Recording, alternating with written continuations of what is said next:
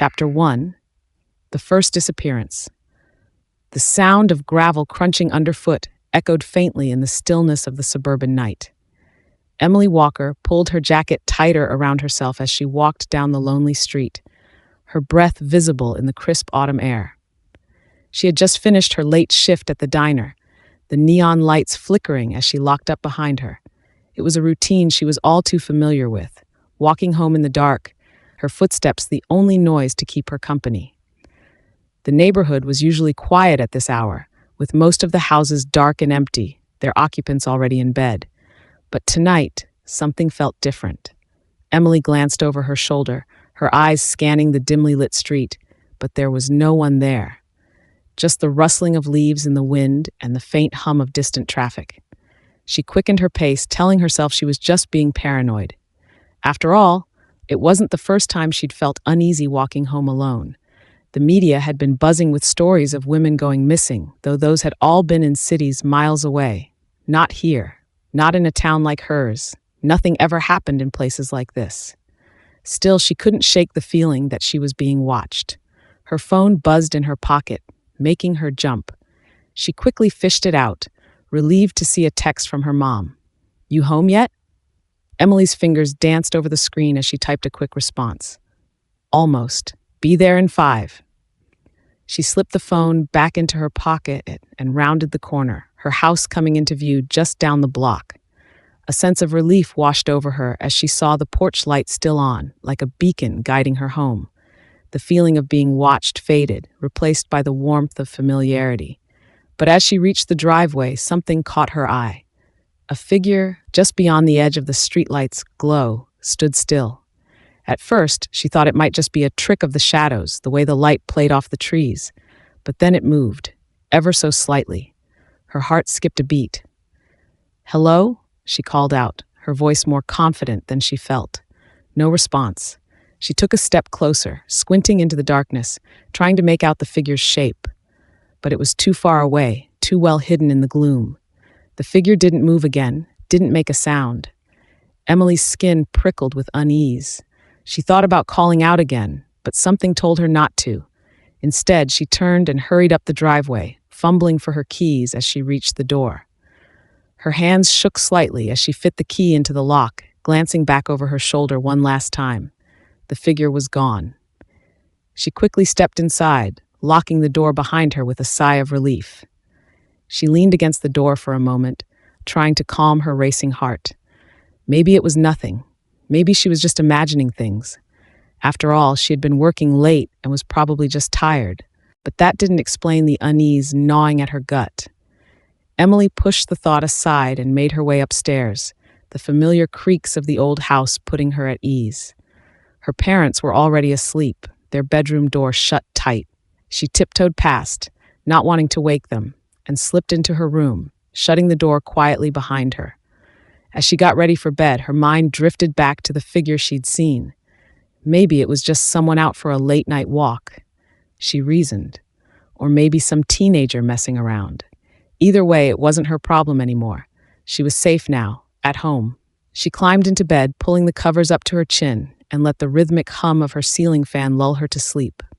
Outside, the wind picked up, carrying with it the faint sounds of leaves rustling and distant cars passing by. But just beyond the safety of her home, in the shadows of the quiet street, the night stalker watched. His breath slow, calculated, as he observed the house. He had been careful, as always, patient, watching her for weeks, learning her habits, her routine. She never noticed, never did. Emily was perfect. She had been so close to him tonight, so oblivious to the danger lurking just out of sight. He could have taken her then, snatched her off the street and dragged her into the darkness. But that wasn't his style. He enjoyed the thrill of the hunt, the careful planning, the meticulous details. Rushing it would ruin the fun. No, he would wait. Soon. Emily's mother knocked softly on her door the next morning, surprised when there was no response. It was unlike Emily to sleep in, especially after her late shifts. She knocked again, louder this time. "Emily, you up?" Still no answer. Her mother opened the door, expecting to see her daughter tangled in her bedsheets, sleeping in as usual. But the bed was empty, neatly made as if no one had slept in it at all. A cold shiver ran down her spine. At the police station, Detective Sarah Parker was finishing her second cup of coffee when the call came in. A missing person. Young woman. No signs of struggle, no forced entry, just gone. Another case to add to the growing list of disappearances that had been plaguing the area for months. Sarah rubbed her temples as she jotted down the details. She had been on the force for over a decade, seen her share of missing persons, but this one felt different. The pattern was becoming too clear, too precise. She didn't know it yet, but this was the beginning of something far more sinister. The Night Stalker had made his move, and it would be a long, dark road before anyone would even come close to stopping him. Chapter 2. The Discovery. The woods were quiet that morning, the sunlight just starting to filter through the dense canopy of trees. It was a routine jog for Samantha, a local runner who often took this path at dawn. The crisp autumn air felt refreshing against her skin as her shoes crunched over the fallen leaves. But as she neared a small clearing deeper in the forest, she noticed something out of place, a figure lying still on the ground. At first, she thought it might be a homeless person or someone passed out from drinking too much the night before. But as she slowed her pace, her breath catching in her throat, she realized something was horribly wrong. The figure wasn't moving. Samantha's footsteps faltered as she approached, her hand instinctively reaching for her phone. The closer she got, the more her stomach turned. She could now see that the person lying there was a young woman, her clothes torn, her skin pale, and her eyes wide open, staring at nothing. Samantha let out a strangled gasp, her hands trembling as she dialed 911. 911, what's your emergency? There's a body, Samantha whispered, her voice barely audible as panic set in. In the woods near Maple Creek, I think. She's dead. Detective Sarah Parker arrived at the scene an hour later, her jaw set as she surveyed the clearing. Yellow police tape cordoned off the area, and officers were already swarming around the body. Sarah's partner, Detective Jack Coleman, stood near the edge of the crime scene, his expression grim. "Morning, Sarah," Jack said, his voice low. "Looks like we've got another one." Sarah sighed, pushing back her dark hair as she approached the body. She had hoped the last disappearance was just a one-off case, some runaway or tragic accident. But seeing the body of Emily Walker lying there, the heart removed with surgical precision, told her otherwise. The killer had struck again. The forensic team was already working, taking photos, gathering evidence, but Sarah knew it wouldn't be much. The killer had left nothing behind. No footprints, no fibers, no DNA, just the body, posed deliberately, the heart missing. "Same M.O., Jack muttered, looking down at Emily's lifeless form. "No struggle, no signs of sexual assault this time, just like the others." Sarah crouched down next to the body, her eyes scanning Emily's pale face. The killer had left her here for them to find. This wasn't just about the murder. This was about control. He wanted them to know he was out there, that he could strike whenever he wanted, and they were powerless to stop him. "Any witnesses?" Sarah asked, though she already knew the answer. Jack shook his head. "Jogger found her this morning. No one saw or heard anything. It's the same as before, vanishes without a trace, and then we find the body days later, posed like this." Sarah stood up, frustration gnawing at her. This was the third body they'd found in the last 6 months, and each time the killer left no clues behind. The media was already running wild with speculation about a serial killer stalking young women in the area, but without any concrete evidence, the department was stuck. "Whoever this guy is, he's careful," Jack continued. "Too careful." Sarah nodded, her mind already racing. She knew they were dealing with someone methodical, someone who enjoyed the game of cat and mouse. But what troubled her most was the escalation. The first victim they'd found had been a runaway, someone who wouldn't raise alarms if they went missing for a few days. But Emily Walker was different. She came from a good family, had a steady job, and lived in a tight-knit community. He was getting bolder. "Let's talk to the parents," Sarah said, turning toward Jack. "We need to figure out where she was last seen and start piecing together a timeline." Jack nodded, following her as they made their way back toward the squad car. The day was just beginning, but Sarah already felt the weight of it pressing down on her. They had a killer out there, one who was smart, meticulous, and far too good at what he did. and with each new body, the pressure to catch him only grew.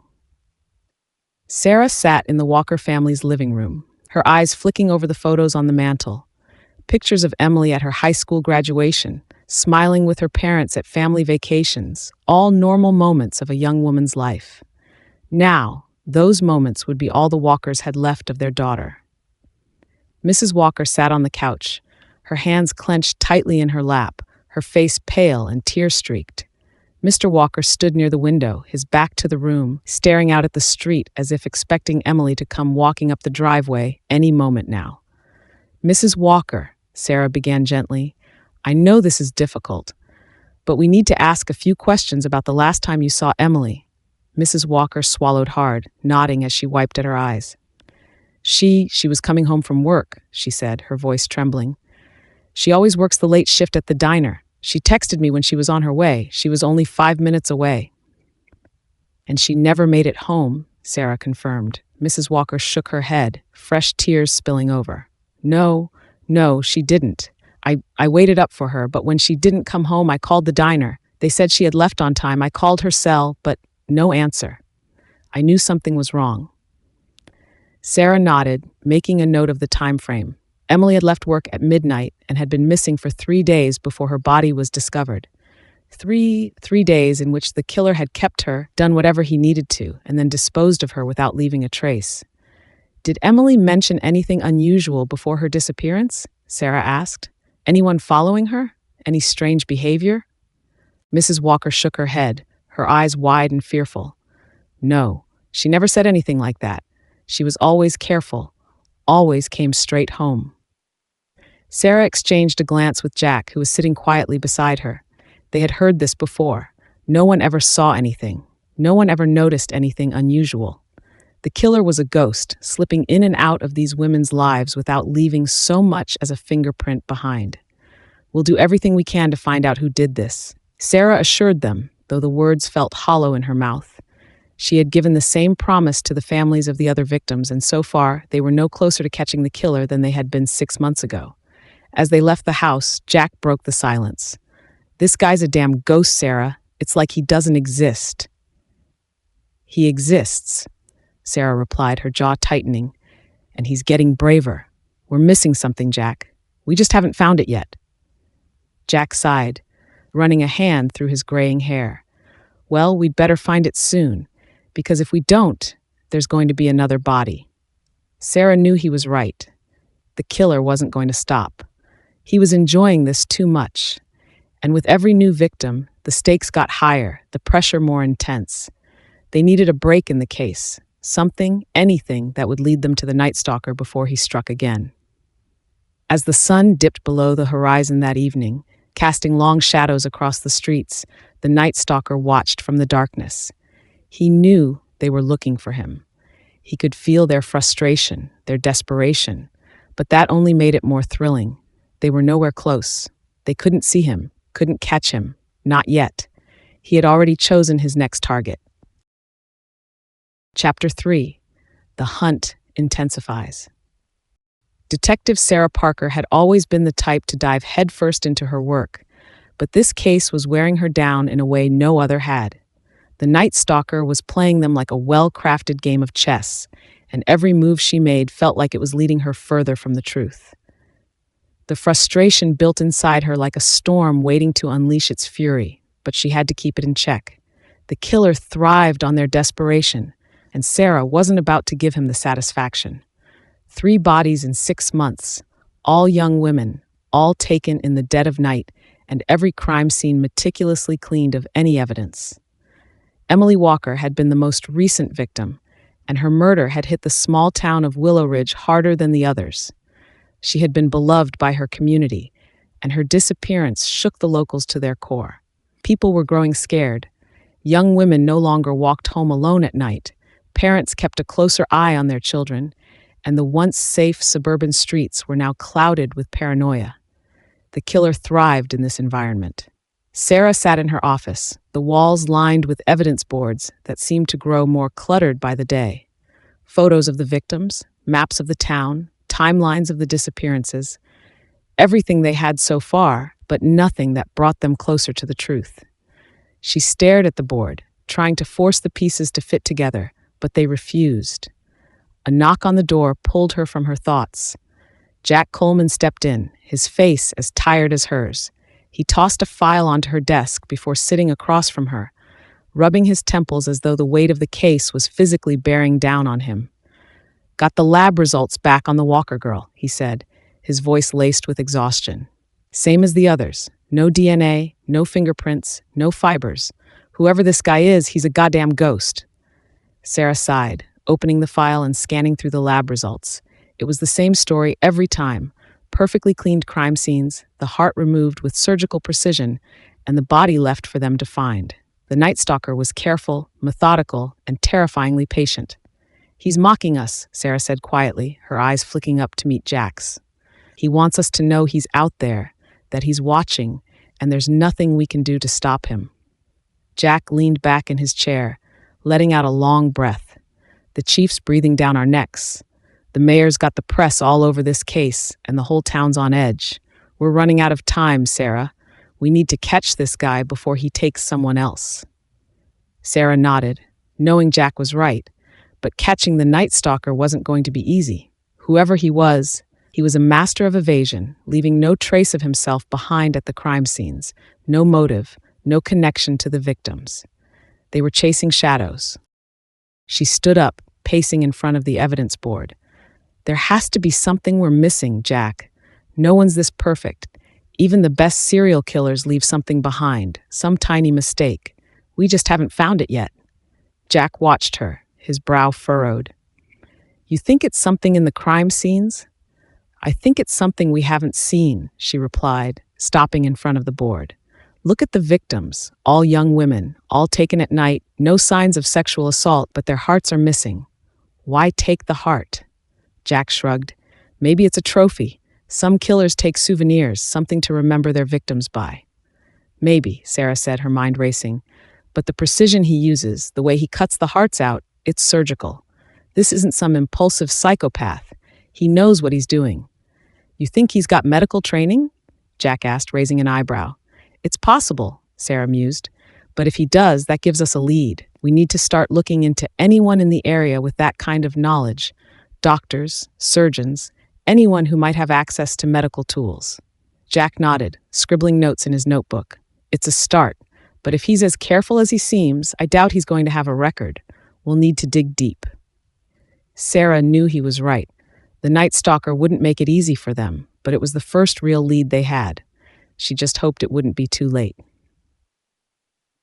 Later that evening, Sarah sat at her kitchen table, the weight of the day pressing down on her. The file on Emily Walker lay open in front of her, the photos of the crime scene spread out across the table. She stared at the images, her mind running through every detail, every possibility. Her phone buzzed on the table, pulling her from her thoughts. It was her sister, Lila. "Hey," Sarah said, picking up the call, her voice weary. "You sound tired," Lila replied, concern lacing her tone. "You okay?" Sarah sighed, running a hand through her hair. "Yeah, just work. It's been a long day." Lila was silent for a moment, then spoke softly. "It's that case, isn't it? The one with the missing girls." Sarah didn't respond, but she didn't have to. Lila knew. She always knew when something was weighing on Sarah. "I've been reading about it," Lila continued, her voice hesitant. "It's all over the news. People are scared, Sarah. You're doing everything you can, right?" "I am," Sarah said, her voice firm.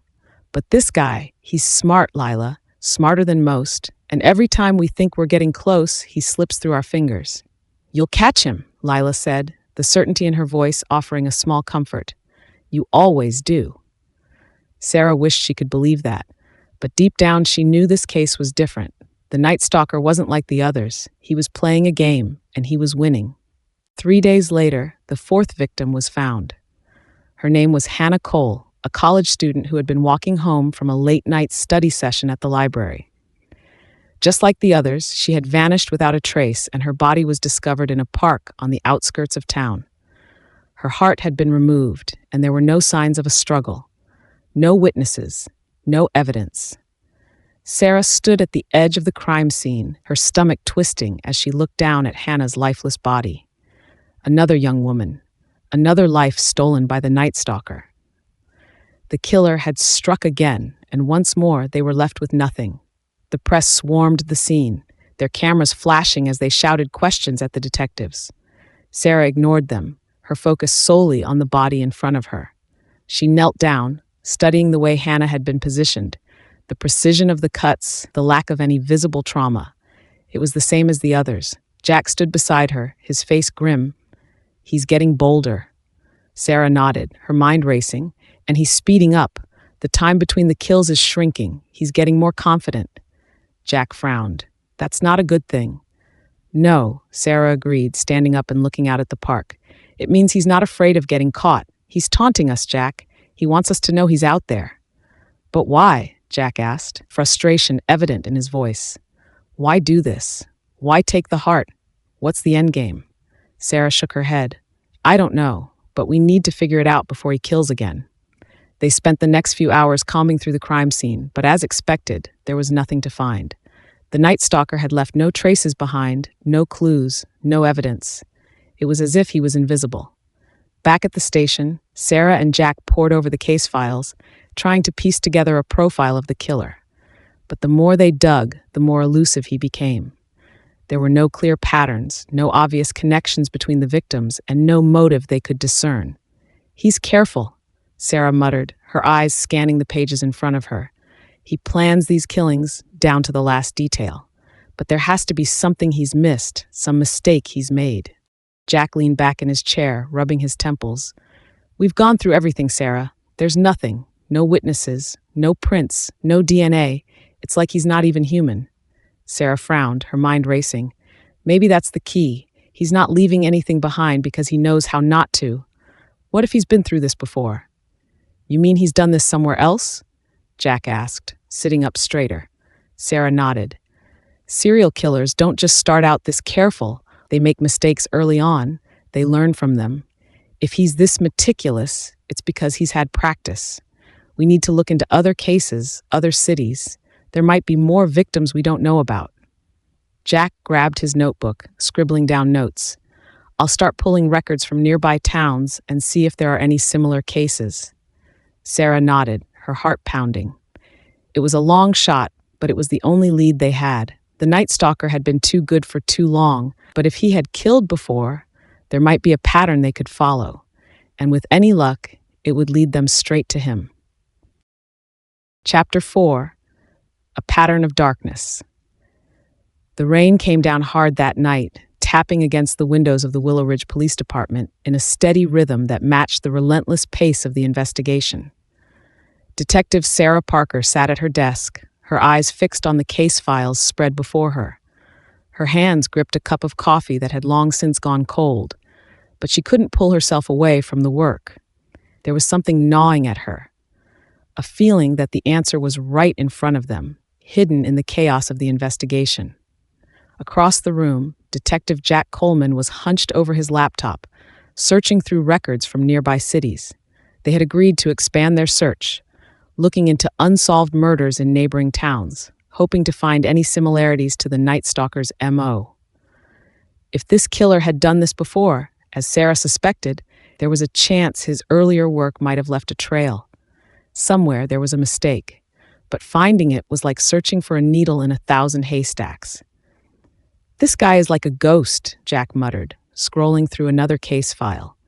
"I've been at this for hours, Sarah, and nothing's popping up." Sarah rubbed her temples, feeling the exhaustion pressing down on her. "He's too careful to leave anything obvious, but we know this isn't his first time. No one's that precise without experience." Jack leaned back in his chair, frustration creasing his forehead. "So what's the play? We dig into every cold case for the past decade? We don't even have a clear profile." "We don't have to look at every case," Sarah replied, her mind racing. "Focus on the victims. All young women, all taken at night, no signs of a struggle. Start with cases where the victims were found in isolated locations." "I already did that," Jack said, flipping through his notes. "There are a couple of cases that fit the profile, but nothing stands out. Different cities, different states, there's no obvious connection." Sarah nodded slowly, chewing on her bottom lip as she thought. "What if he's moved around? He might not stay in one place for long. That would explain why we're not finding a pattern here. Jack frowned. A drifter? Maybe. He could be traveling between cities, picking his victims at random, and moving on before anyone connects the dots. Or he's smart enough to make it look that way, Jack added. Sarah stared at the evidence board on the wall, her eyes tracing the lines between the victims. It wasn't random. There was a reason he was picking these women, and there had to be a way to figure it out. We need to dig deeper into the victims' lives, Sarah said, pushing away from her desk. There's something connecting them, something we haven't seen yet. Jack sighed, rubbing a hand over his face. And how do we do that? We've already been through their backgrounds. None of them knew each other, and there's no link between their jobs or families. Maybe it's not about who they knew, Sarah mused, her mind racing. What if it's about where they went or what they did before they were taken? We need to retrace their steps. The following day, Sarah and Jack began their deep dive into the victims' routines, retracing their last known movements in the days leading up to their disappearances. It was tedious, detailed work, and the answers didn't come easily. But Sarah knew this was the only way forward. They had to think like the killer, see what he saw in these women, and figure out why he had chosen them. Their first stop was the diner where Emily Walker had worked before she was taken. It was a small, rundown place on the outskirts of town, the kind of place where locals gathered for coffee and gossip. Sarah pushed open the door, the familiar smell of greasy food and old coffee hitting her as she stepped inside. A waitress with tired eyes and a cigarette dangling from her lips glanced up from behind the counter. "Can I help you?" Sarah flashed her badge. "Detectives Parker and Coleman. We're looking into the disappearance of one of your employees, Emily Walker." The waitress stubbed out her cigarette in an overflowing ashtray, her expression darkening. "Yeah, I heard about that. Tragic. She was a good kid. Do you remember anything unusual in the days before she went missing?" Jack asked, pulling out his notebook. "Anyone hanging around, asking questions about her?" The waitress shook her head. "No, Emily was quiet. She kept to herself mostly, worked hard, went home, didn't seem like the type to get into trouble." "What about customers?" Sarah pressed. "Anyone who paid too much attention to her?" The waitress shrugged, wiping her hands on her apron. "Not that I can recall. We get all kinds in here. Truckers, late-night drunks, you name it, but no one stands out." Sarah exchanged a glance with Jack. It was the same story they'd heard before. No one had noticed anything strange. No one had seen anything that would point them in the right direction. "Do you have security cameras?" Jack asked. The waitress snorted. "Yeah, but good luck with that. The system's been busted for months. We keep telling the owner to fix it, but he's too cheap." Sarah suppressed a sigh. Another dead end. They thanked the waitress and headed back to the car, frustration building. "He's blending in," Sarah muttered as they pulled away from the diner. "He's careful enough to avoid being noticed, even when he's right under their noses." "Or he's watching from a distance," Jack suggested. "These women could have been stalked for days or even weeks before he made his move." "That's what we need to find out," Sarah said. "He's studying them, planning his attacks. If we can figure out where he's watching from, maybe we can narrow down his hunting ground." The investigation wore on for the next few days, but the tension in Willow Ridge continued to mount. The media dubbed the killer the Night Stalker, and with each new day, the pressure on Sarah and Jack grew. Every time the phone rang, Sarah felt a knot of dread in her stomach, fearing the news of another victim. One evening, just after dusk, Sarah found herself driving aimlessly through the streets of Willow Ridge, her mind racing with thoughts of the case. She had no destination in mind, just a desperate need to think, to clear her head. The rain had stopped, leaving the streets slick and shiny under the glow of the streetlights. Her phone buzzed on the passenger seat, pulling her from her thoughts. It was Lila. "Hey," Sarah answered, trying to keep her voice steady. "You sound tired?" Lila said, her voice soft with concern. "Are you okay?" Sarah let out a long breath, her eyes fixed on the road ahead. "Yeah, just the case? It's been rough." "I saw the news," Lila said, her voice hesitant. "They're calling him the Night Stalker now. It's scary, Sarah. You're doing everything you can, right?" "I am," Sarah replied, though the words felt hollow. She was doing everything she could, but it wasn't enough. The killer was always one step ahead, always out of reach. I want you to be careful, Lila continued, her voice trembling slightly. Promise me you'll take care of yourself. I will, Sarah said, forcing a smile even though Lila couldn't see it. I promise. After the call, Sarah found herself driving toward the outskirts of town, where the streets grew quieter and the houses fewer. Something about the isolation of these areas drew her in, a nagging feeling that the Night Stalker might be hiding out here, watching from the shadows. She pulled off the main road and onto a dirt path that led deeper into the woods, her headlights casting long shadows on the trees. The air felt colder out here, the silence pressing in on her as she stepped out of the car and into the darkness. There was nothing remarkable about the place, just an empty stretch of woods with no signs of human activity. But Sarah couldn't shake the feeling that she was being watched. She turned slowly, her eyes scanning the trees, but there was no one there, just the wind rustling through the leaves. Still, the feeling lingered. Back at the station, Jack had been busy pulling up new records and cross-referencing old files. He had taken Sarah's advice to dig deeper into the possibility of this killer having a pattern in different cities. The data was overwhelming, but something new caught his attention late that night. A case from 8 years ago in a small town 2 states over. 3 young women had been found dead, all with their hearts removed, just like the Night Stalker's victims. The case had gone cold after a year of dead ends, but it was too similar to ignore. Jack's pulse quickened as he printed out the file and added it to their growing stack of evidence. This could be the lead they had been waiting for, the proof that the Night Stalker had killed before and that his methods had evolved over time. He needed to tell Sarah right away. Chapter 5. A Ghost in the System. The Night Stalker had become the subject of nightmares, the phantom lurking in the shadows of every street, every park, every dimly lit alley. As the days stretched into weeks without any new leads, the town of Willow Ridge began to suffocate under a cloud of fear. Parents kept their daughters close, curfews were strictly enforced, and the local bars and clubs emptied out earlier than ever. Yet the killer remained unseen. His presence felt only in the cold, abandoned bodies of his victims. Detective Sarah Parker stood in the morgue once again, the sterile, metallic smell of death clinging to her clothes. On the table before her lay the body of the Night Stalker's latest victim, a young woman named Jessica Hyde. She was only 23, a college student who had been abducted from her campus parking lot late one night after studying in the library.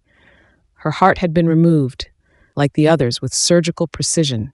Her lifeless body had been left propped up against a statue in a city park, posed like some grotesque piece of art for the detectives to find. Dr. West, the medical examiner, pulled off his latex gloves and set them down with a sigh. Same as the others, he said, his voice heavy. Clean cuts, no struggle, no trace evidence. This guy is good. Sarah stared down at Jessica's pale face, her mind churning with frustration. He's getting bolder, she murmured. Leaving her out in the open like that, it's a message. He's taunting us. He's mocking you, Dr. West agreed. He knows you're chasing him, and he's enjoying the game. Sarah clenched her fists, her knuckles white with the pressure. It wasn't a game to her. Every time they found another victim, it felt like a personal failure, a reminder that they were always one step too late. She wanted nothing more than to catch this monster, to make him pay for the lives he had taken, but he was always ahead of them, slipping through their fingers like smoke.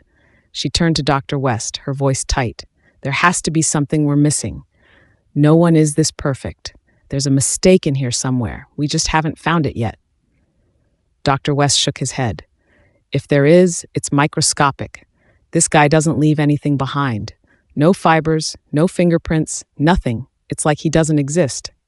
Back at the police station, Sarah and Detective Jack Coleman were sifting through the mountain of evidence they had gathered over the past few weeks. They had pored over every detail of the victims' lives, retraced their final steps, and reviewed hours of security footage from nearby locations. But the killer never showed his face. He was always lurking in the background, out of sight, waiting for the perfect moment to strike. What do we know about Jessica's routine? Sarah asked, flipping through her notes. Did she frequent the same places as the other victims? Jack glanced at the board. where the victim's photos were pinned up in a neat row. Not exactly. She was a college student, so most of her time was spent on campus. She worked part-time at a coffee shop downtown, but there's no overlap with the other girls. It's a dead end. Sarah sighed in frustration, rubbing her temples. The more they dug into the victims' lives, the less they seemed to have in common. The killer wasn't targeting them based on their jobs or social circles. He wasn't following a pattern they could easily decipher. He's choosing them for a reason, Sarah muttered, more to herself than to Jack. There's something that links these girls together, something we haven't seen yet. Jack shook his head. I don't know, Sarah. Maybe it's random. Maybe he just picks them because they're in the wrong place at the wrong time. No, Sarah insisted, her voice sharp. This guy is too methodical for that. He's studying them, watching them. There's a reason he's picking these girls, and we need to figure out what it is. Jack sat back in his chair, a frown creasing his forehead. What if it's something we haven't considered yet? Something psychological? Sarah raised an eyebrow. Like what? I don't know, Jack admitted, rubbing the back of his neck. But maybe we need to get inside his head. If we can figure out how he thinks, we might be able to predict his next move. As the detectives continued to brainstorm, Sarah received a call from the department's tech expert, Greg Sims, who had been analyzing any digital traces left by the Night Stalker. Greg was a genius when it came to technology, able to sift through mountains of data in ways that often revealed patterns invisible to the naked eye. You need to see this, Greg said, his voice urgent. Sarah and Jack hurried down to the tech lab where Greg sat in front of a bank of computer monitors. He pulled up a map of the city, with red dots marking the locations where the bodies had been found. What are we looking at? Sarah asked, leaning over his shoulder. I've been running a program that tracks cellular data from around the time each victim was taken, Greg explained. It's a long shot, but I was hoping to find a phone that might have been in the vicinity of each crime scene. And, Jack prompted, his arms crossed. Greg pointed to the screen. I found something. It's faint, but it's there. A phone signal that shows up near 3 of the crime scenes. Sarah's eyes widened. The killer's phone? Greg nodded. It's possible. The signal is always nearby, but never too close, like he's watching from a distance. Sarah's heart raced as she leaned in closer. Can you track it? Greg's fingers flew across the keyboard. I've already tried. It's a burner phone, and it goes dark right after each murder. But it's something. It's more than we've had, Jack said, his voice tinged with excitement. Can we trace the signal to its last location? Greg tapped a few keys, pulling up a new map. I've traced it to an area just outside of town, near the old industrial district.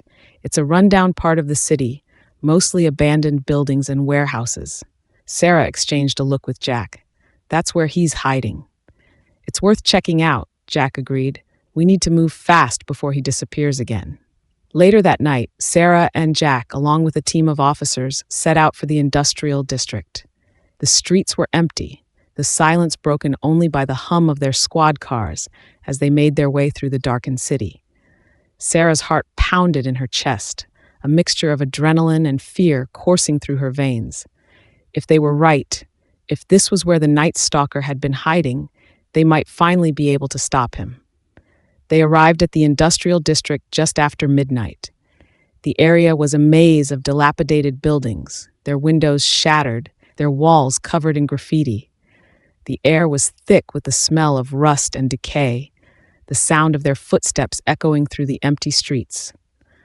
Sarah's flashlight cut through the darkness as they made their way deeper into the district, searching for any sign of the killer.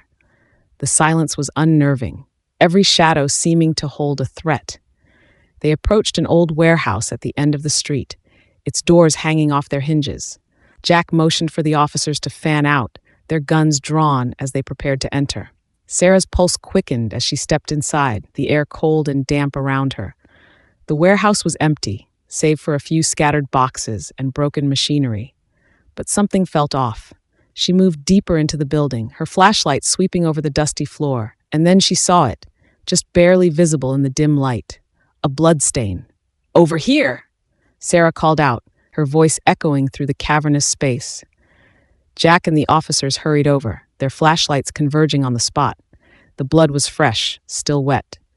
"He's been here," Jack said, his voice tense. "Recently." Sarah's mind raced as she scanned the room, looking for any clue that might tell them where the killer had gone. But there was nothing, no footprints, no discarded items, nothing that could lead them to him. "He's gone," Sarah muttered, frustration boiling in her chest.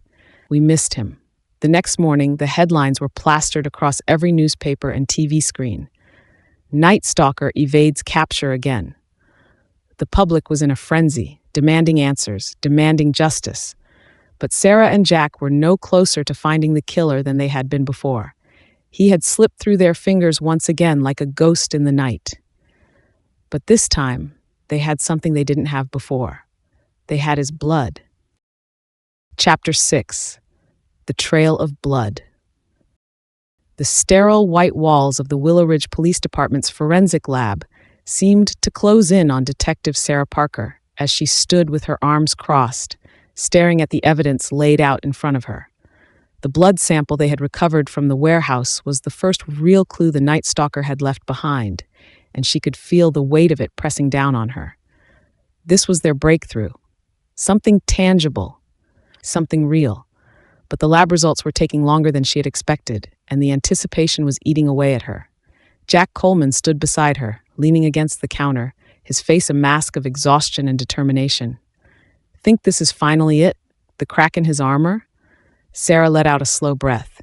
"It has to be. He made a mistake, Jack. He got sloppy." "But why? This guy's been careful for months, years maybe. He's methodical, precise. Why leave behind blood now?" Sarah shook her head, her mind racing with possibilities. Maybe he didn't have a choice. Maybe something went wrong. "Or maybe he's playing with us," Jack muttered darkly, "leaving us just enough to make us think we're getting close." Before Sarah could respond, the door to the lab swung open, and Greg Sims, the department's tech expert, entered, holding a file in his hand. His expression was unreadable as he walked over to them. "Got something for us?" Jack asked, his eyes flicking to the file. Greg nodded, setting the file down on the counter. "We ran the blood through the National DNA database." "And?" Sarah pressed, her heart pounding. Greg hesitated, flipping open the file. "We got a match." For a moment, the room seemed to freeze. Sarah's breath caught in her throat, and Jack straightened up, his tired eyes suddenly sharp with focus. "A match?" Jack echoed. "To who?" Greg looked up, his expression serious. "To a man named Marcus Ellis. He's been in the system for a while. Arrests for minor offenses, nothing violent. But here's the kicker." Sarah felt her pulse quicken. "What is it?" "He was reported missing 3 years ago," Greg said, sliding the file across the counter. "Presumed dead. No body was ever found." The revelation hit Sarah like a punch to the gut. So what? The killer is using a dead man's DNA? "Or the killer is Marcus Ellis," Jack said, frowning as he picked up the file. "If this guy's been missing for 3 years, he could have easily gone underground, started a new life." "But why would he wait so long to start killing?" Sarah asked, her mind struggling to piece together the puzzle. "What happened 3 years ago that pushed him over the edge?" Greg shrugged. "That's for you to figure out. All I know is that the blood at the warehouse belongs to Marcus Ellis." Sarah stared down at the file, her mind racing. It was the first real lead they had, but it didn't answer all their questions. If Marcus Ellis was their killer, where had he been for the past 3 years? Why had he suddenly resurfaced? And most importantly, how could they find him before he killed again? Over the next few days, Sarah and Jack dove deep into Marcus Ellis's life, hoping to find something, anything, that could give them a clue as to his whereabouts. They combed through his old addresses, his work history, his social media profiles, but it was like he had vanished into thin air after his disappearance. No one had seen or heard from him in years, and the trail was cold. "What are we missing?" Jack muttered one evening as they sat in the dimly lit conference room, their notes and files spread out across the table. Sarah rubbed her temples, exhaustion weighing heavy on her. "I don't know. We've gone over everything. His family, his friends, no one knows where he went or why he disappeared." "Maybe they do," Jack said, his eyes narrowing, "but they're not telling us." Sarah looked up at him, her brow furrowing. "You think someone's hiding something?" I wouldn't put it past them, Jack replied. People don't just vanish for no reason. Someone must have known where he went. Sarah leaned back in her chair, thinking. His parents were the ones who reported him missing, right? Jack nodded. Yeah, but they claimed they hadn't seen him in months before that. Said he was acting strange, paranoid. Paranoid about what? Sarah asked, sitting up straighter. Jack flipped through his notes. His father mentioned something about him being followed. Thought someone was watching him. Sarah's heart skipped a beat. Did they ever file a police report? Not that I could find, Jack said, shaking his head. But it's worth looking into. Maybe Marcus wasn't the one hunting people at first. Maybe he was the one being hunted. The next morning, Sarah and Jack paid a visit to Marcus Ellis's parents, an older couple who lived in a modest home on the outskirts of town. The house was quiet and unassuming, the kind of place that seemed a world away from the violence and horror of the Night Stalker case. Mr. and Mrs. Ellis were cautious as they invited the detectives inside, their eyes filled with a mixture of grief and suspicion. It was clear that the disappearance of their son had taken a toll on them, but Sarah couldn't shake the feeling that there was more to the story than they were letting on. We're sorry to bother you, Sarah began, taking a seat on the worn couch in the living room. But we're following up on Marcus's case. We believe he may be connected to an ongoing investigation. Mrs. Ellis paled, her hands trembling as she clutched her husband's arm. Is he in trouble? We're not sure yet, Jack said, his voice calm but firm. We need to know more about what happened before he disappeared. You mentioned to the police that he was acting paranoid. Can you tell us more about that? Mr. Ellis exchanged a glance with his wife before sighing heavily. Marcus, he wasn't himself toward the end. He kept saying that someone was following him, watching him. He was convinced that he was being targeted. Did he say who? Sarah asked, her heart pounding. No, Mrs. Ellis whispered, her eyes filling with tears. He just kept saying they were out there, waiting for him. We thought it was all in his head. He had a hard time after he lost his job, and he started drinking. We thought maybe he was imagining things. But he wasn't, Mr. Ellis added, his voice grim. He wasn't imagining it. I saw them, too. Sarah's breath caught in her throat. You saw them? Mr. Ellis nodded slowly. One night, Marcus came to us, said he had to leave, that it wasn't safe.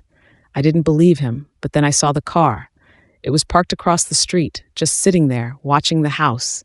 I went out to confront them, but by the time I got there, the car was gone. What kind of car was it? Jack asked, his voice tense. A black sedan, Mr. Ellis replied. No plates. I tried to report it to the police, but they didn't take it seriously. Sarah's mind raced. A black sedan, no plates. It sounded all too familiar. Could it be that Marcus had been targeted by someone before he became the Night Stalker? Was there someone else involved, someone pulling the strings? Did Marcus ever mention any names? Sarah pressed. Anyone who might have been after him? Mr. Ellis shook his head. No, he just said they were everywhere. He was scared, detective. I've never seen him like that before. Did you ever see the car again? Jack asked. No, Mr. Ellis replied, his voice barely a whisper. After Marcus disappeared, it was like they vanished too. The visit left Sarah and Jack with more questions than answers. If Marcus had been paranoid about being followed, it could explain why he disappeared. But it didn't explain why he had resurfaced as a killer, or if he was truly the one behind the Night Stalker murders at all. Back at the station, Sarah stared at the evidence board, her eyes tracing the lines between the victims, the locations, and now Marcus Ellis. Something wasn't adding up. If Marcus had been running from someone, then why start killing innocent women? What had driven him to this point? And most importantly, was Marcus Ellis really the Night Stalker, or was someone else pulling the strings from the shadows? The blood had led them to Marcus, but Sarah couldn't shake the feeling that they were still missing something. There was a bigger game being played here, and the Night Stalker was just one piece of it. But the clock was ticking, and with each passing day, the killer grew bolder. If they didn't find the truth soon, more women would die. Sarah just hoped they weren't already too late. Chapter 7. Shadows Behind the Mask. The morning sun filtered through the blinds of Detective Sarah Parker's office, casting thin slats of light across the scattered case files on her desk. She had barely slept since their lead on Marcus Ellis had surfaced, her mind racing with the new information they had uncovered. Marcus had been paranoid, convinced someone was after him. His parents' testimony had shaken Sarah's belief that Marcus was simply a lone psychopath. Could someone else be involved, lurking in the background, manipulating him like a puppet? She didn't want to entertain the idea of a larger conspiracy, but the puzzle pieces weren't fitting together like they should. Marcus Ellis had been missing for 3 years, and suddenly he resurfaces as the Night Stalker? It didn't make sense. Sarah glanced up as Jack Coleman entered the office, 2 steaming cups of coffee in hand. He set one down in front of her, his expression just as weary as hers. "Any word from forensics?" Sarah asked, taking a grateful sip. Jack shook his head. "They're running the DNA samples from the old crime scenes against Marcus's, but so far, nothing new." Sarah rubbed her temples. "What about the black sedan? Anything from traffic cams or witnesses?" "Not a damn thing," Jack said, sinking into the chair across from her. "No plates, no identifiable features. It's like a ghost car. I'm starting to think Marcus might have been onto something. If he wasn't imagining things, whoever was following him was good. Real good." Sarah leaned back in her chair, staring up at the ceiling. "So we're back to square one. Again." "Not entirely," Jack said, pulling out a folded piece of paper from his jacket. "I pulled Marcus's phone records from before he disappeared. He made several calls to the same number in the weeks leading up to it." Sarah sat up, her attention piqued. "Who did he call?" Jack handed her the paper. "The number is registered to a guy named Lucas Price. He's got no criminal record, but he's been flagged a few times for suspicious activity, nothing that ever led to an arrest." "Suspicious how?" Sarah asked, scanning the paper.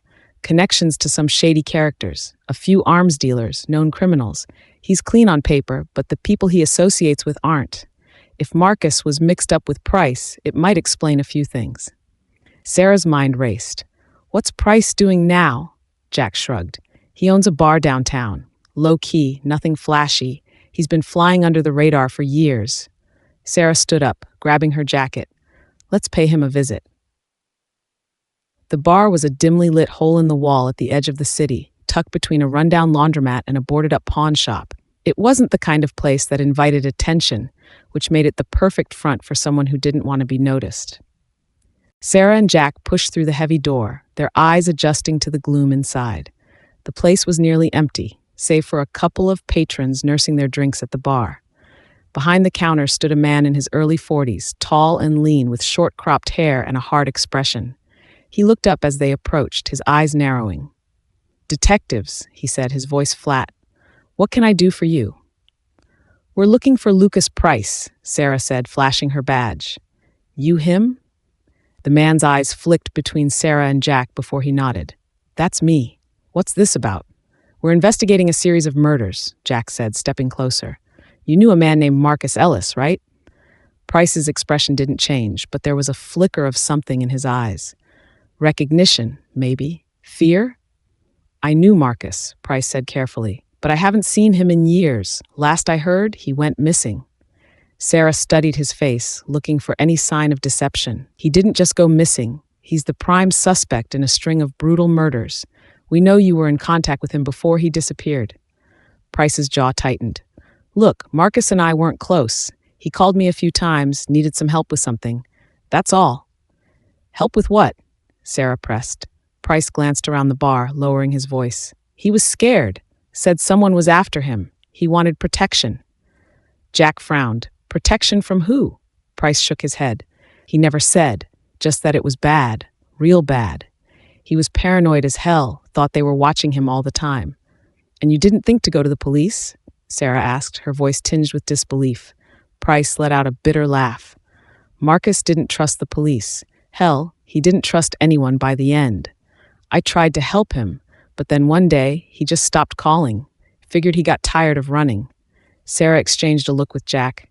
Price's story matched what Marcus's parents had told them, but it still didn't explain how Marcus had gone from a scared man on the run to a cold-blooded killer. "You said you tried to help him," Sarah said, her voice steady. How? Price hesitated, glancing around the bar again. I hooked him up with a guy, someone who could help him disappear. Who? Jack asked sharply. Price shook his head. I don't know. Marcus didn't tell me much, just that this guy could make people vanish, clean, no questions asked. Sarah's heart pounded in her chest. And you don't know his name? No, Price said, his voice firm. But Marcus was desperate. If anyone knows where he went, it's that guy. Back at the precinct, Sarah and Jack sat in the conference room, piecing together the new information. Marcus had been running from someone, and Price had helped him disappear. But if Marcus had truly vanished, why had he resurfaced as the Night Stalker? Maybe it's not Marcus, Jack said quietly, his eyes fixed on the board. Sarah frowned. What do you mean? Jack stood up, pacing the room. Think about it. Marcus was paranoid, convinced someone was after him. What if someone did get to him? What if the Night Stalker isn't Marcus, but the person who was hunting him? Sarah stared at the board, her mind racing. It was a wild theory, but it made sense. Marcus had been terrified, desperate to disappear. If someone had been after him, someone dangerous enough to make him run, they could have taken his identity, his life, and twisted it into something far darker. But why? Sarah asked, her voice soft. Why take Marcus's place and start killing women? Jack shook his head. I don't know, but if Marcus was running from this guy, maybe he found something out, something worth killing for. Sarah's heart pounded as the pieces began to fall into place. They had been chasing Marcus Ellis for weeks, but what if he wasn't the killer? What if the real Night Stalker had been hiding in plain sight, using Marcus as a shield? We need to find this guy, Sarah said, her voice steady. The one Price hooked him up with. He's the key to all of this. Jack nodded. I'll put out some feelers. See if anyone in the underground knows anything about a ghost like that. As the days passed, Sarah couldn't shake the feeling that they were closer than ever to the truth, yet still so far away. The Night Stalker's killings had slowed, as if he were waiting, watching, preparing for his next move, and that terrified her more than anything. She sat at her desk late one night, the precinct nearly empty, going over the case files one last time. Her eyes burned with exhaustion, but she couldn't stop, not until they had him. The phone rang, breaking the silence. Sarah answered it, her heart skipping a beat when she heard Jack's voice on the other end. I found him, Jack said, his voice low and tense, the guy who helped Marcus disappear. Where is he? Sarah asked, her pulse quickening. Jack hesitated for a moment. You're not going to like this. Chapter 8. Into the Abyss. The night air hung heavy with a sense of foreboding as Sarah Parker and Jack Coleman drove through the darkened streets of the city. The address Jack had tracked down wasn't far from where the last victim had been found, an old, abandoned building on the outskirts of town, forgotten by most, but not by those who knew how to stay hidden. Jack had been right. Sarah didn't like this one bit. Are you sure this is where he is? Sarah asked, her eyes scanning the dilapidated buildings around them. The neighborhood was practically a ghost town, with only the occasional flicker of a streetlight breaking the oppressive darkness. This is the address I got, Jack replied, his voice tense. Guy goes by the name of the Ghost. No one knows his real identity. He's been off the grid for years, helping people disappear. And you think he's the one who helped Marcus? Sarah pressed, her mind racing with the possibilities. I know it, Jack said grimly. If Marcus was desperate to vanish, this is the guy who made it happen. They pulled up in front of the building, a crumbling structure that looked like it had been abandoned for decades. The windows were boarded up, and the front door hung on its hinges, barely attached. The whole place screamed danger, but Sarah knew they had no choice. If they wanted to get to the bottom of the Night Stalker case, they had to go inside. I don't like this, Sarah muttered, unholstering her gun as she stepped out of the car. It feels like a trap. Jack followed suit, his hand resting on his own weapon. We'll be careful, but we need to talk to this guy. He's the only lead we've got. The two detectives approached the building cautiously, their footsteps echoing in the silence of the night. The wind whistled through the broken windows, sending a chill down Sarah's spine. She could feel the weight of the case pressing down on her, the lives of the victims weighing heavy on her shoulders. If this lead didn't pan out, if they couldn't find the killer soon, more blood would be spilled, and she wasn't sure she could take it. As they reached the door, Jack gave it a gentle push, and it creaked open with a groan. The inside of the building was even more desolate than the outside. Dust-covered floors, peeling wallpaper, and the unmistakable stench of decay. It was a place where no one would come looking. A perfect hiding spot for someone who wanted to disappear. Sarah's grip tightened on her gun as they made their way down the narrow hallway. Every sound seemed amplified in the oppressive silence. Their breathing, the creak of the floorboards beneath their feet. They passed several empty rooms, each one more dilapidated than the last, until they reached the end of the hall. There, sitting in a lone chair in the center of the room, was a man. He was older than Sarah had expected, with graying hair and a gaunt face that spoke of years spent living on the fringes of society. His clothes were tattered, and his eyes, cold and calculating, bore into her as they entered. "You must be the ghost," Sarah said, her voice steady despite the tension in the air. The man didn't respond at first, simply watching them with a detached curiosity. Then, after a long pause, he nodded. "That's what they call me." "We need to talk," Jack said, stepping forward. "About Marcus Ellis." The ghost's eyes flickered with recognition, but he didn't betray any other emotion. "Marcus, haven't heard that name in a long time." "He came to you 3 years ago," Sarah said, her voice firm. "He was scared. He needed help to disappear. You were the one who helped him, weren't you?" The ghost leaned back in his chair, a faint smile tugging at the corners of his lips. "I help a lot of people disappear, Detective. What makes you think Marcus was any different?"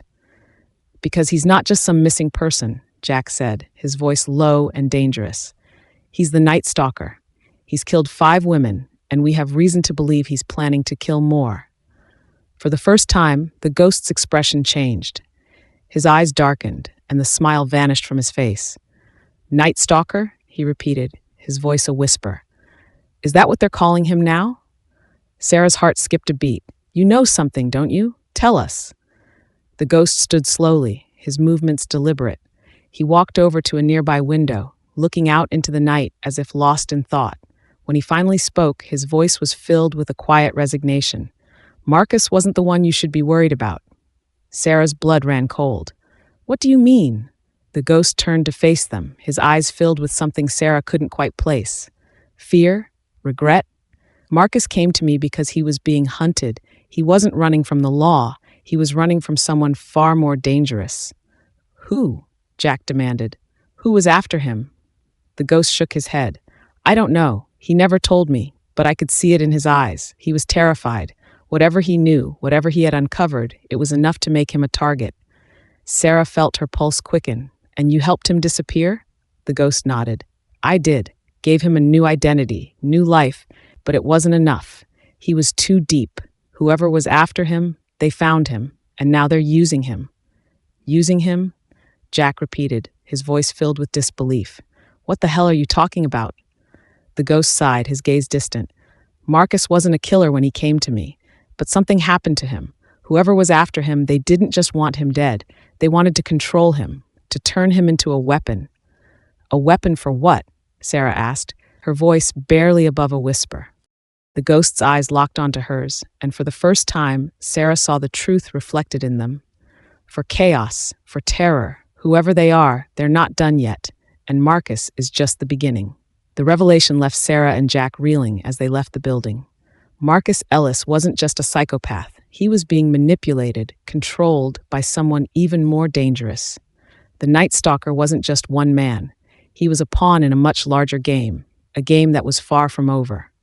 "We need to dig deeper," Jack said, his voice tight with frustration as they drove back to the precinct. "Whoever's pulling the strings, they've been one step ahead of us this whole time." Sarah nodded, her mind racing. The ghost's words echoed in her head, a chilling reminder that they were up against something far more insidious than they had realized. The real killer, the one orchestrating everything from the shadows, was still out there, and they were no closer to finding him. But one thing was clear. The Night Stalker wasn't acting alone, and until they found the mastermind behind it all, the killings would continue. Chapter 9. The Web of Darkness. The lights of the precinct flickered like a dying ember as Sarah Parker and Jack Coleman settled into their chairs, surrounded by the disarray of case files and photographs. The weight of their latest revelation hung heavily in the air. Marcus Ellis wasn't acting alone. He was a puppet in a far darker game. "All right," Sarah said, breaking the silence. "We need to focus on finding out who's pulling the strings. We have to find out who's controlling Marcus and turn the tables." Jack nodded, his fingers tapping restlessly on the desk. "We need to revisit everything we have on Marcus and see if we missed anything. We need a lead on who he was working for." Sarah opened a file and spread out the documents on the table. "Let's start with his connections. Marcus had a history of dealing with shady characters, and the ghost mentioned arms dealers and criminals. Maybe there's someone in his past who stands out." Jack began to sift through the files. "We know Marcus made those calls to Lucas Price, but Price didn't give us much. If there's someone behind Marcus, we need to find out who else he was in contact with." Sarah flipped through the pages, her eyes scanning for anything that might have been overlooked.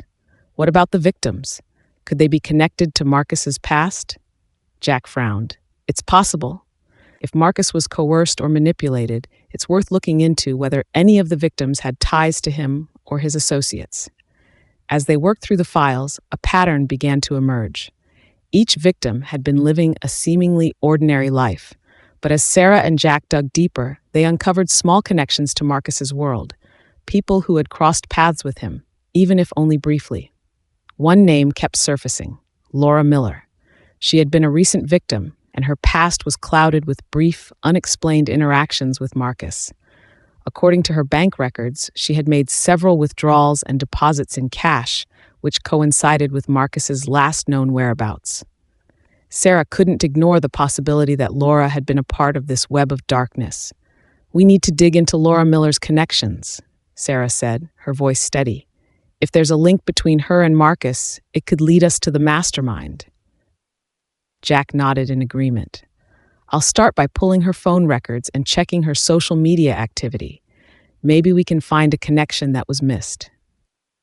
The investigation into Laura Miller's background led Sarah and Jack to a small, nondescript apartment complex on the outskirts of town. Laura had been a private person, but the detectives found that she had recently become involved with a local underground network, a group known for its criminal activities, but nothing directly tying them to Marcus.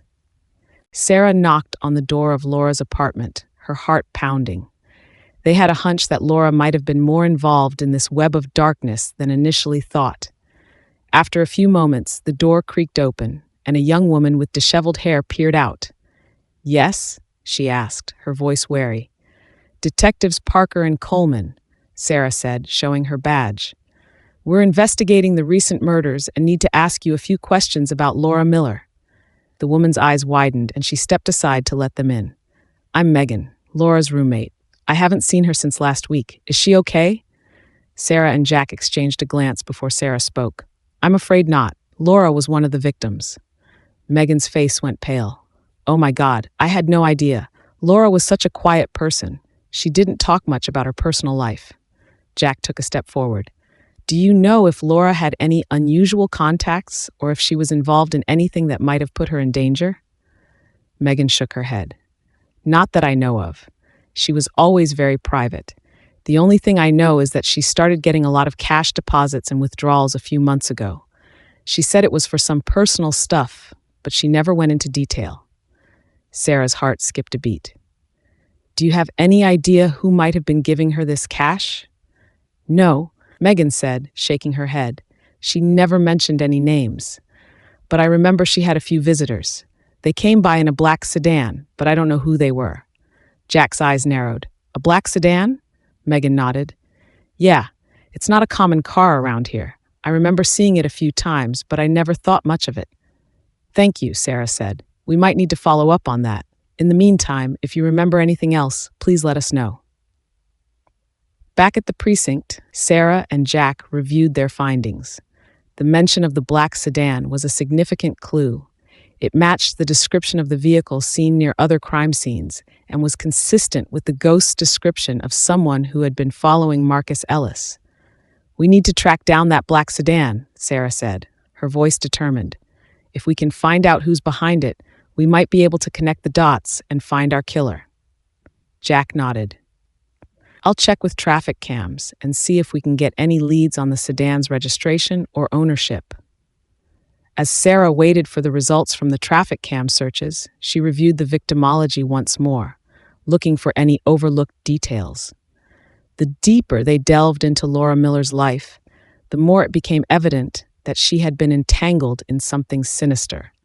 The cash deposits and black sedan were the key to unraveling the mystery, but the connections were still tenuous. Late into the night, Sarah's phone rang, interrupting her thoughts. It was Jack.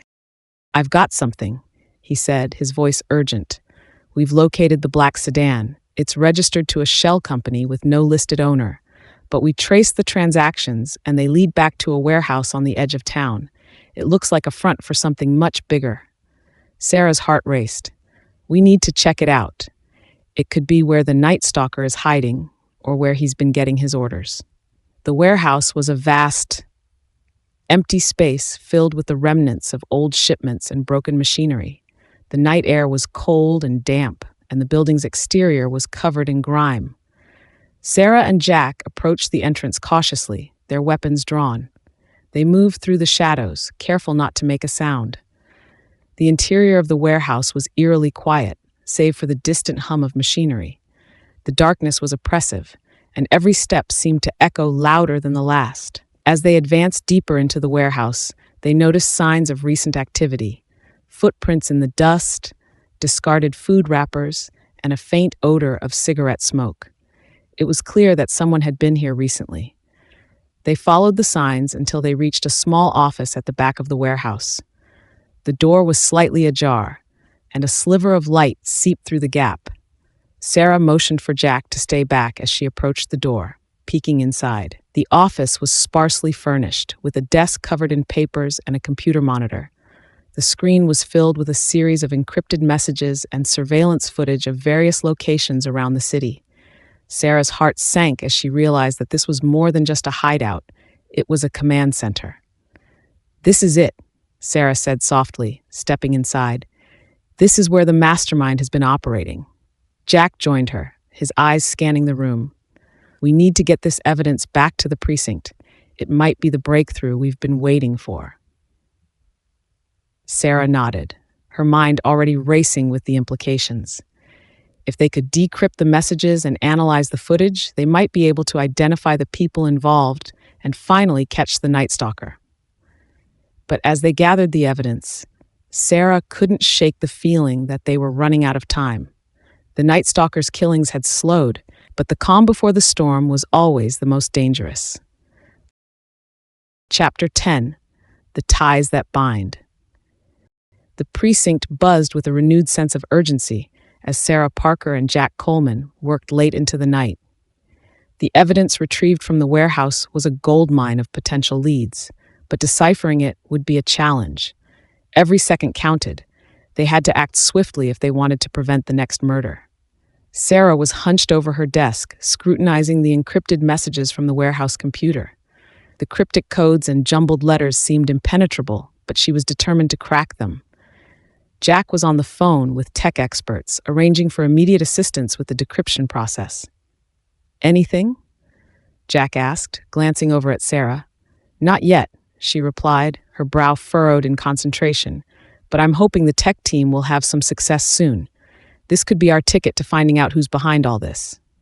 Jack nodded, his gaze shifting to the footage they had recovered. It showed various locations around the city, all under surveillance. The camera angles were meticulously chosen, capturing every detail of the victims' lives, but there was no indication of the stalker's identity.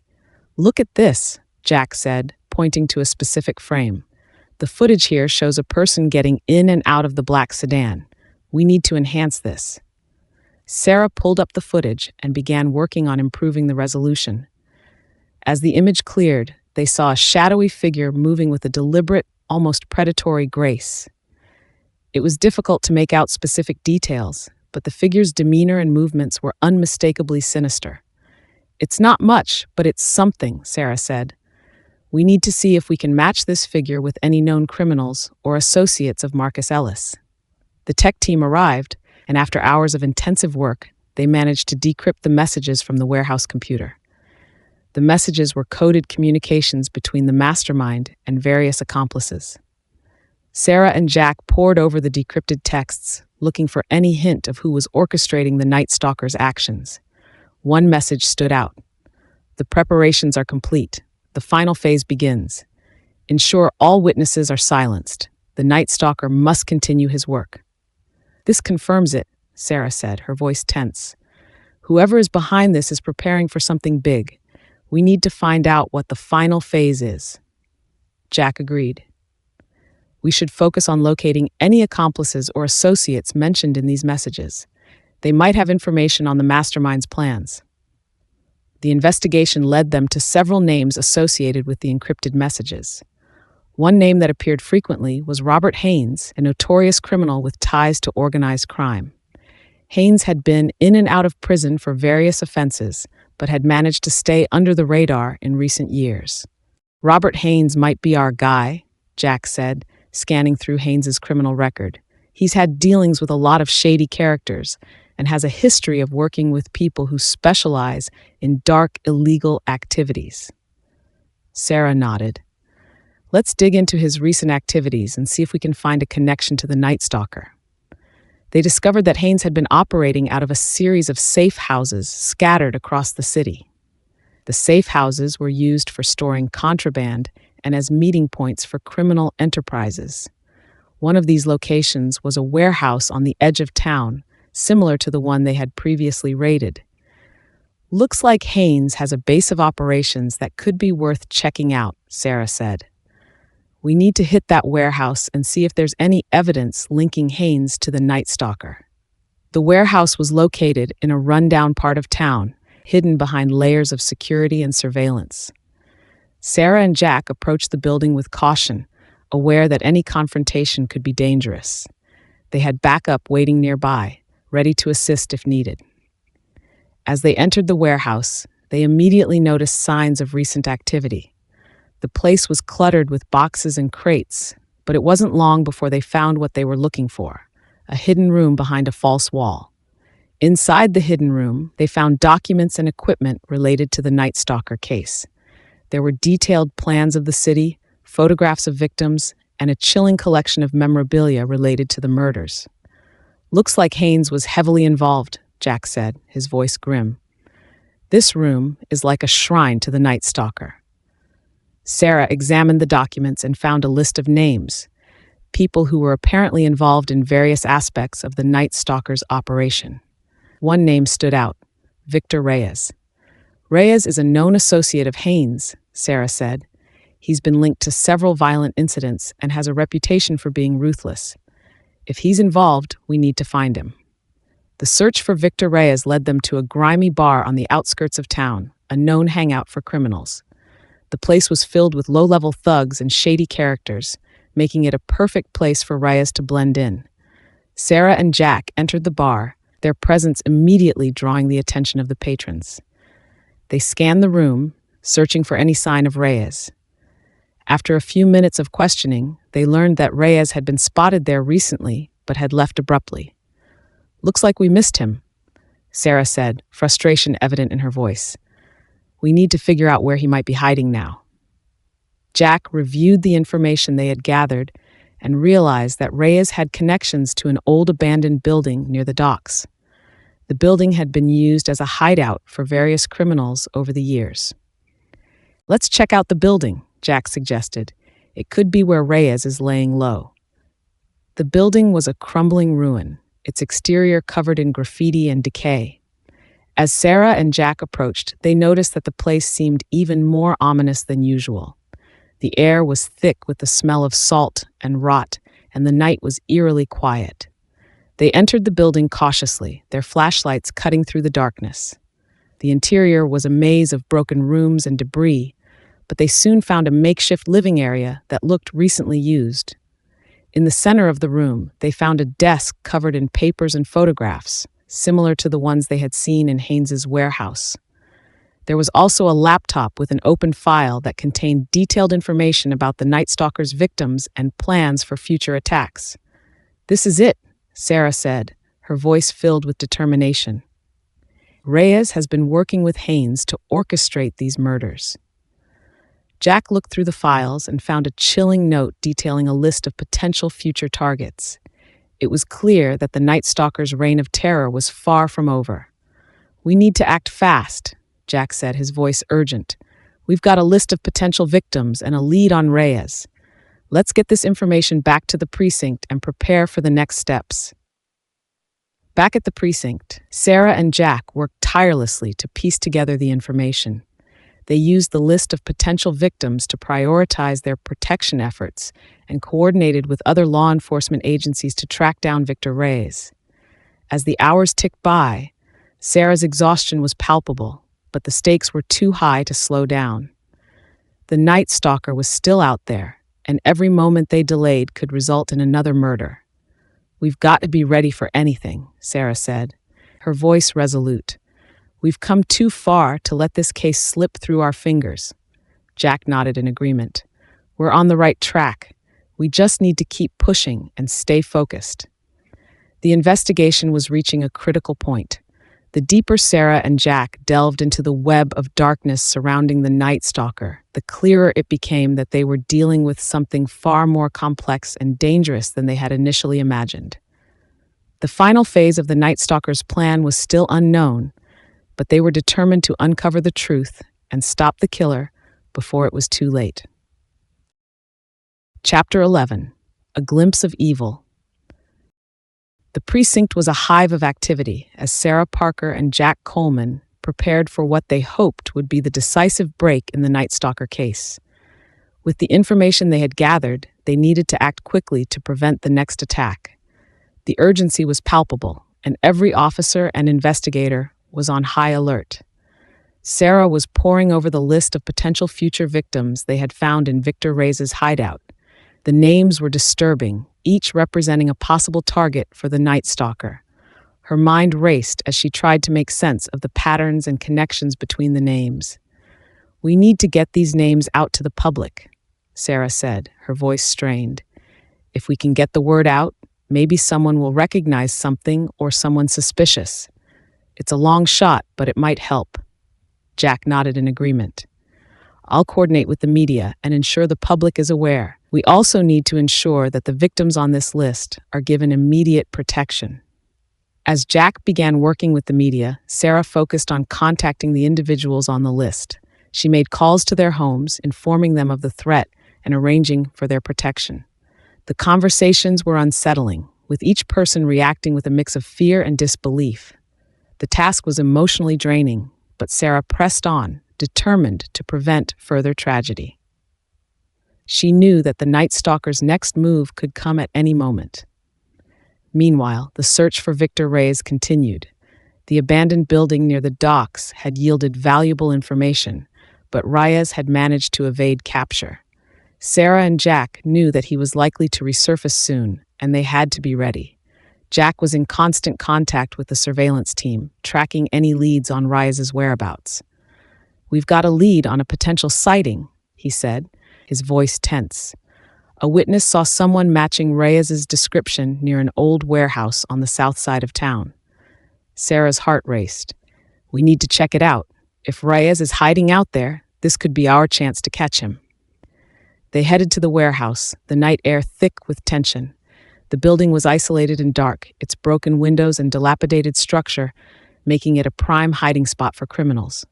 Sarah and Jack approached cautiously, their flashlights cutting through the darkness. As they entered the warehouse, they immediately noticed signs of recent activity. There were discarded food wrappers and empty bottles scattered around, indicating that someone had been living there. They followed the trail, moving through the maze of crates and machinery. In one corner of the warehouse, they found a makeshift sleeping area. The place was littered with personal items, including a worn-out jacket and a half-empty pack of cigarettes. There was also a small stash of cash and a few photographs. "Looks like we're on the right track," Sarah said, examining the items. "Reyes was definitely here recently." Jack sifted through the photographs, which depicted various locations around the city. Among them was a picture of a young woman with a look of terror in her eyes. The image was unsettling, and Sarah realized it could be one of the Night Stalker's future victims. "We need to identify this woman," Sarah said, her voice urgent. "If she's on the list, we need to get her protection immediately." They took the photographs back to the precinct, where the identification team quickly confirmed that the woman was Emma Thompson, a college student who had recently moved to the area. Sarah and Jack wasted no time in contacting Emma and arranging for her protection. The next few days were a blur of activity as Sarah and Jack worked tirelessly to protect Emma and continue their search for Victor Reyes. They coordinated with local law enforcement and set up surveillance around Emma's residence, ensuring her safety. The media campaign to alert the public about the potential victims had generated significant buzz. There were numerous tips and sightings reported, but none had led to a breakthrough in the case. The Night Stalker remained elusive, and the pressure was mounting. Sarah found herself haunted by the thought of the Night Stalker's next victim. The knowledge that someone was out there, plotting and waiting to strike, weighed heavily on her. Jack's efforts to track Reyes had also proven fruitless. Despite numerous leads and sightings, Reyes remained at large. It was as if he had vanished into thin air. One evening, as Sarah was reviewing the case files in her office, she received an urgent call from Jack. "Sarah, we've got a new lead. There's been a sighting of someone matching Reyes's description near an old warehouse on the edge of town. It's our best chance to catch him." Sarah's heart raced as she grabbed her gear and headed out to meet Jack. The warehouse was located in a remote area, far from the city's usual bustle. The isolation made it an ideal location for Reyes to hide. When they arrived, the area was eerily quiet. The warehouse loomed in the darkness, its broken windows and crumbling exterior adding to the sense of foreboding. Sarah and Jack approached cautiously, their senses on high alert. Inside the warehouse, they followed a trail of discarded items and personal belongings, leading them to a dimly lit room. The room was filled with more photographs and notes, similar to the ones they had found before. It was clear that this was another one of Reyes's hideouts. As they searched the room, Sarah's eyes fell upon a new photograph pinned to the wall. It depicted a young woman who looked terrified, her eyes wide with fear. The image was a chilling reminder of the stakes involved. Suddenly, they heard a noise coming from the far end of the warehouse. Sarah and Jack exchanged a glance, their hearts pounding. They moved cautiously toward the sound, their weapons at the ready. As they rounded a corner, they saw Victor Reyes standing in the shadows, his face partially obscured. He was holding a large knife, and his eyes gleamed with a dangerous intensity. "Reyes!" Sarah shouted, her voice echoing through the warehouse. "You're under arrest. Drop the weapon and surrender." Reyes's eyes flashed with anger as he brandished the knife. "You think you can stop me? You don't understand what's coming." Before Sarah could react, Reyes lunged toward them, his movements swift and unpredictable. Jack fired his weapon, but Reyes dodged and disappeared into the shadows. "Damn it," Jack cursed, his voice filled with frustration. "We need to find him before he escapes." They pursued Reyes through the warehouse, their flashlights illuminating the darkened corners. The search was frantic, with every creaking floorboard and rustling sound adding to the tension. As they reached the far end of the warehouse, they saw Reyes making his way toward an exit. Sarah and Jack pushed themselves to the limit, determined not to let him slip away. In a final, desperate effort, they cornered Reyes at the warehouse's exit. With nowhere left to run, Reyes turned to face them, his expression a mix of defiance and resignation. "This isn't over," Reyes spat. "You think you've won, but you have no idea what's coming." Sarah and Jack approached cautiously, their weapons trained on Reyes. As they took him into custody, Sarah couldn't shake the feeling that there was more to this case than met the eye. Reyes's words hinted at something larger, a deeper darkness that they had yet to uncover. Back at the precinct, Reyes was interrogated extensively, but he remained tight-lipped about the details of his involvement. He was clearly afraid of something, or someone, more powerful than himself. Sarah and Jack reviewed the evidence they had gathered. searching for any clues that might reveal the mastermind behind the Night Stalker's reign of terror. The case was far from over, and the true extent of the darkness they were dealing with was still unknown. As they continued their investigation, Sarah couldn't help but feel a growing sense of unease. The Night Stalker's shadow still loomed over the city, and until they uncovered the full truth, the danger was far from over. Chapter 12. The Unraveled Web. The arrest of Victor Reyes had been a significant breakthrough, but it was far from the end of the case. The chilling words he had uttered during his arrest, along with the evidence they had gathered, hinted at a much larger and more sinister plot. Sarah Parker and Jack Coleman knew that their work was far from over. In the days following Reyes' arrest, the precinct was inundated with leads and tips. The media frenzy surrounding the capture had only intensified public interest and scrutiny. Every available officer was working around the clock, but despite their efforts, the core mystery, the identity and motives of the Night Stalker's mastermind, remained unsolved. Sarah sat in her office, surrounded by a sea of case files, photographs, and notes. The room was cluttered with evidence from the case, and the walls were adorned with sketches of crime scenes and maps of the city.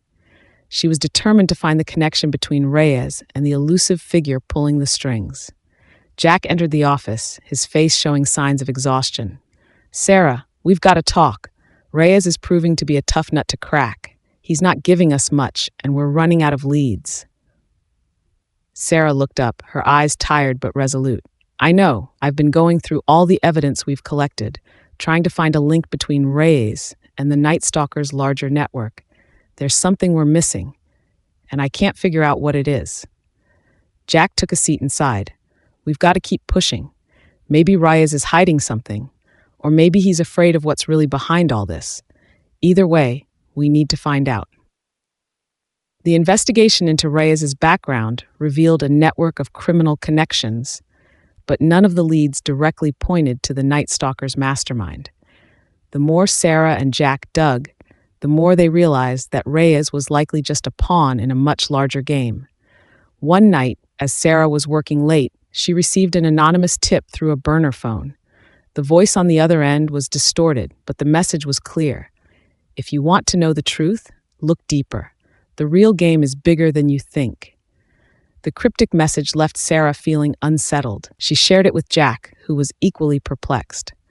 "It's a clue, but it's not clear what it's pointing to. We need to dig deeper into Reyes' connections and see if we can find anything that links back to the Night Stalker's mastermind." Sarah agreed. "Let's start by revisiting the evidence we have and see if we missed anything. Maybe there's a pattern we overlooked." Days turned into weeks as Sarah and Jack meticulously reviewed every piece of evidence related to the case. They revisited crime scenes, interviewed witnesses, and analyzed every scrap of information they had. Despite their best efforts, the trail seemed to grow colder with each passing day. During their review, they discovered a pattern in the Night Stalker's choice of victims. Each one had some connection to the city's underground world, either through personal connections or involvement in illegal activities. The connections were tenuous, but they provided a possible lead. Sarah noticed that one of the victims, Olivia Martin, had been involved in a high-stakes poker game just before her disappearance.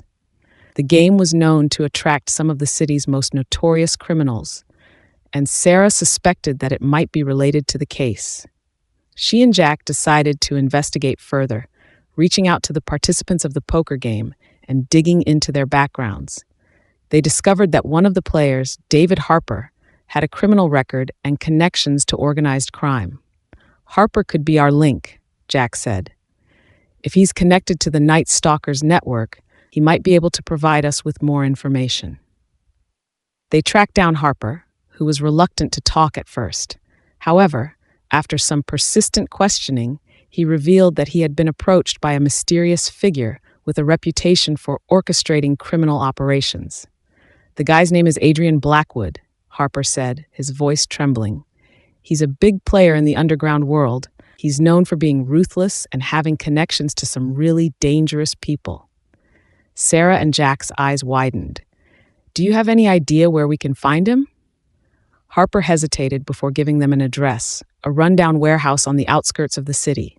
That's where he operates from. But be careful. Blackwood doesn't take kindly to people snooping around his business. With the new lead in hand, Sarah and Jack headed to the warehouse. The place was isolated and foreboding, its exterior covered in graffiti and grime. As they approached, they noticed that the building seemed heavily guarded, with several men stationed around the perimeter. "We'll have to be careful," Sarah said. "We don't want to alert them before we've had a chance to gather any evidence." They devised a plan to approach the warehouse discreetly, using the cover of darkness to their advantage. They snuck around the building, looking for a way inside. After several minutes of searching, they found a side entrance that was partially open. They slipped inside and began exploring the interior, which was filled with crates, machinery, and stacks of documents. As they moved deeper into the warehouse, they came across a series of rooms that appeared to be offices. The rooms were cluttered with files, photographs, and other materials related to various criminal enterprises. Sarah and Jack began sifting through the documents, hoping to find something that would lead them to Adrian Blackwood. In one of the offices, they found a folder labeled Project Nightfall. The folder contained detailed plans and notes related to the Night Stalker case, including information about the victims, the patterns of the murders, and various strategies for evading capture. "This is it," Sarah said, her voice filled with urgency. These documents could be crucial to understanding Blackwood's involvement in the case. As they continued to review the folder, they came across a series of communications between Blackwood and various associates. The messages detailed a complex network of criminals and conspirators, all working together to carry out the Night Stalker's plans. Sarah and Jack realized that Blackwood was not just a minor player in the case, but a key figure orchestrating the entire operation. The documents also hinted at a larger, more dangerous plan involving multiple cities and a network of criminal organizations. "We need to find Blackwood," Jack said. "He's the key to unraveling the entire operation." The next step in their investigation was to locate Adrian Blackwood. The documents provided some leads on his whereabouts, including potential safe houses and meeting locations. Sarah and Jack coordinated with other law enforcement agencies to track down Blackwood and his associates. Despite their efforts, Blackwood remained elusive, constantly shifting his location and avoiding capture. The search for him became a race against time, with every new lead leading to more dead ends.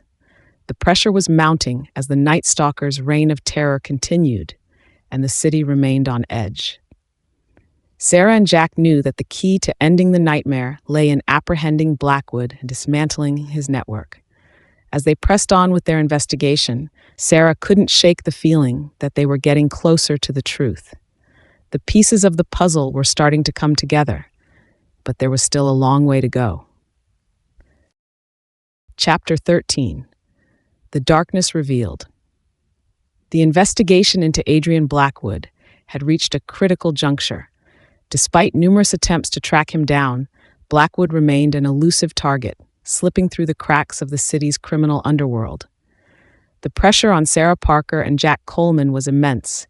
The Night Stalker's terror continued, and the city's residents were living in fear. Sarah and Jack sat in a small conference room at the precinct, surrounded by maps, photographs, and evidence. The walls were covered with notes detailing every lead they had followed, but the breakthrough they needed had yet to materialize. "Blackwood's still out there," Sarah said, her voice tense. "We need to figure out his next move before it's too late." Jack nodded, his expression grave. "We've got to find a way to anticipate his actions. He's clearly one step ahead of us, and we need to close that gap." As they reviewed the evidence, Sarah's phone buzzed with a new message. It was from an anonymous source, and the message read, "The darkness is closer than you think. Look beneath the surface." The cryptic message was unsettling, but Sarah took it as another clue in their search for Blackwood. She shared it with Jack, who agreed that they needed to delve deeper into their investigation. "Let's revisit the documents we found in Blackwood's warehouse," Jack suggested. "There might be something we missed, some detail that could provide us with a new lead." They returned to the warehouse documents, carefully examining each file and communication. After hours of sifting through the papers, Sarah's eyes fell upon a series of coded messages that had previously seemed insignificant. The messages were filled with complex codes and references to locations around the city. "There's something here," Sarah said, her voice filled with excitement. These messages might be indicating Blackwood's next target or hideout. Jack agreed, and they enlisted the help of a cryptography expert to decode the messages.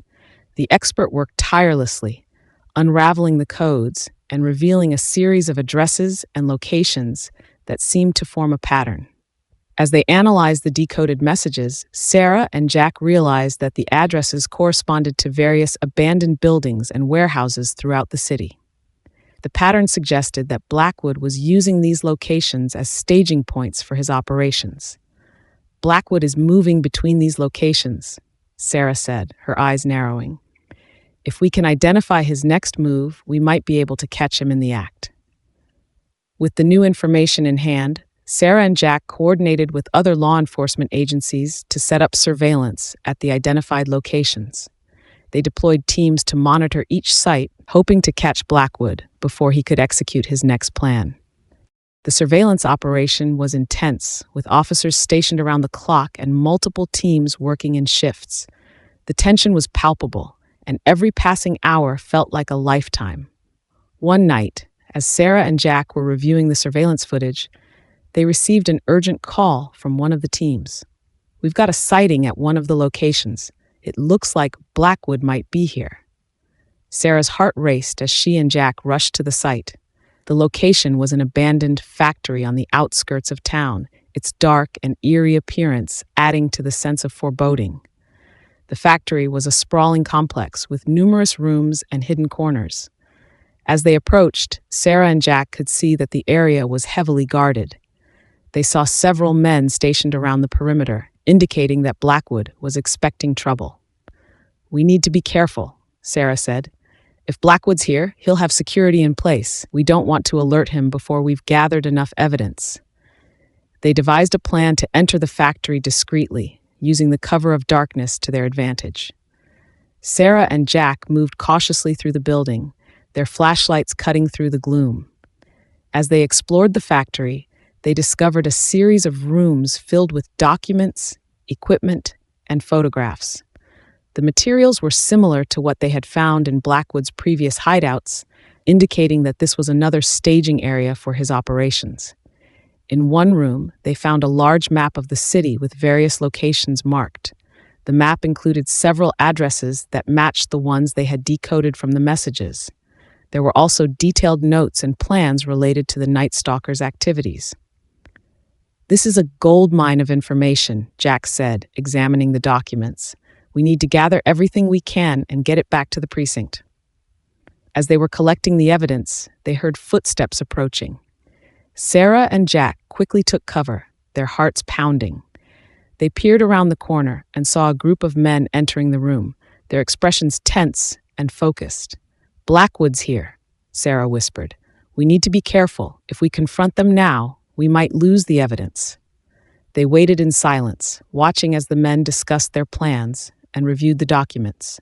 It was clear that they were preparing for something significant, but the specifics of their plan remained unclear. After some time, the men left the room, leaving the documents behind. Sarah and Jack seized the opportunity to gather as much evidence as possible before retreating from the factory. Back at the precinct, the new evidence was analyzed with great care. The documents and plans provided crucial insights into Blackwood's operations, including details about his network of criminals and his future targets. Sarah and Jack discovered that Blackwood had been orchestrating a series of high-profile crimes across multiple cities. The scope of his operations was far broader than they had initially realized, and the Night Stalker case was only one part of a larger, more complex scheme. The documents also revealed that Blackwood had a personal vendetta against certain individuals, which seemed to be driving his actions. This vendetta provided a possible motive for the Night Stalker's specific choice of victims. "We've got a clearer picture of Blackwood's operation now," Sarah said, her voice filled with determination. but we still need to find him and stop him before he can carry out his next plan." Jack agreed. "We're getting closer. We just need to stay focused and continue following the leads."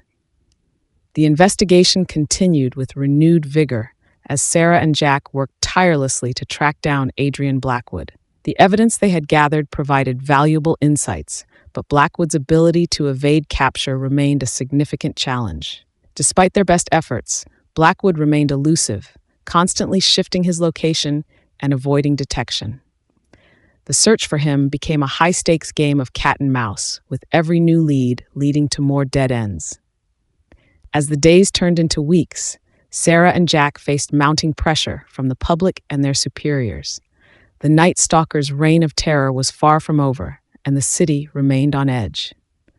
The final stages of the investigation would be crucial. Sarah and Jack knew that their success depended on their ability to anticipate Blackwood's actions and prevent him from carrying out his next plan. With the clock ticking, they pressed on with their investigation, determined to bring Blackwood to justice and put an end to the Night Stalker's nightmare. Chapter 14. Shadows of Deception. The city was wrapped in a shroud of uncertainty and fear as Sarah Parker and Jack Coleman delved deeper into the case of Adrian Blackwood, the Night Stalker. Despite their tireless efforts and relentless pursuit, Blackwood remained a phantom, his actions and motives slipping through their fingers like grains of sand. The Night Stalker's reign of terror seemed to have no end, and with each passing day, the sense of urgency grew.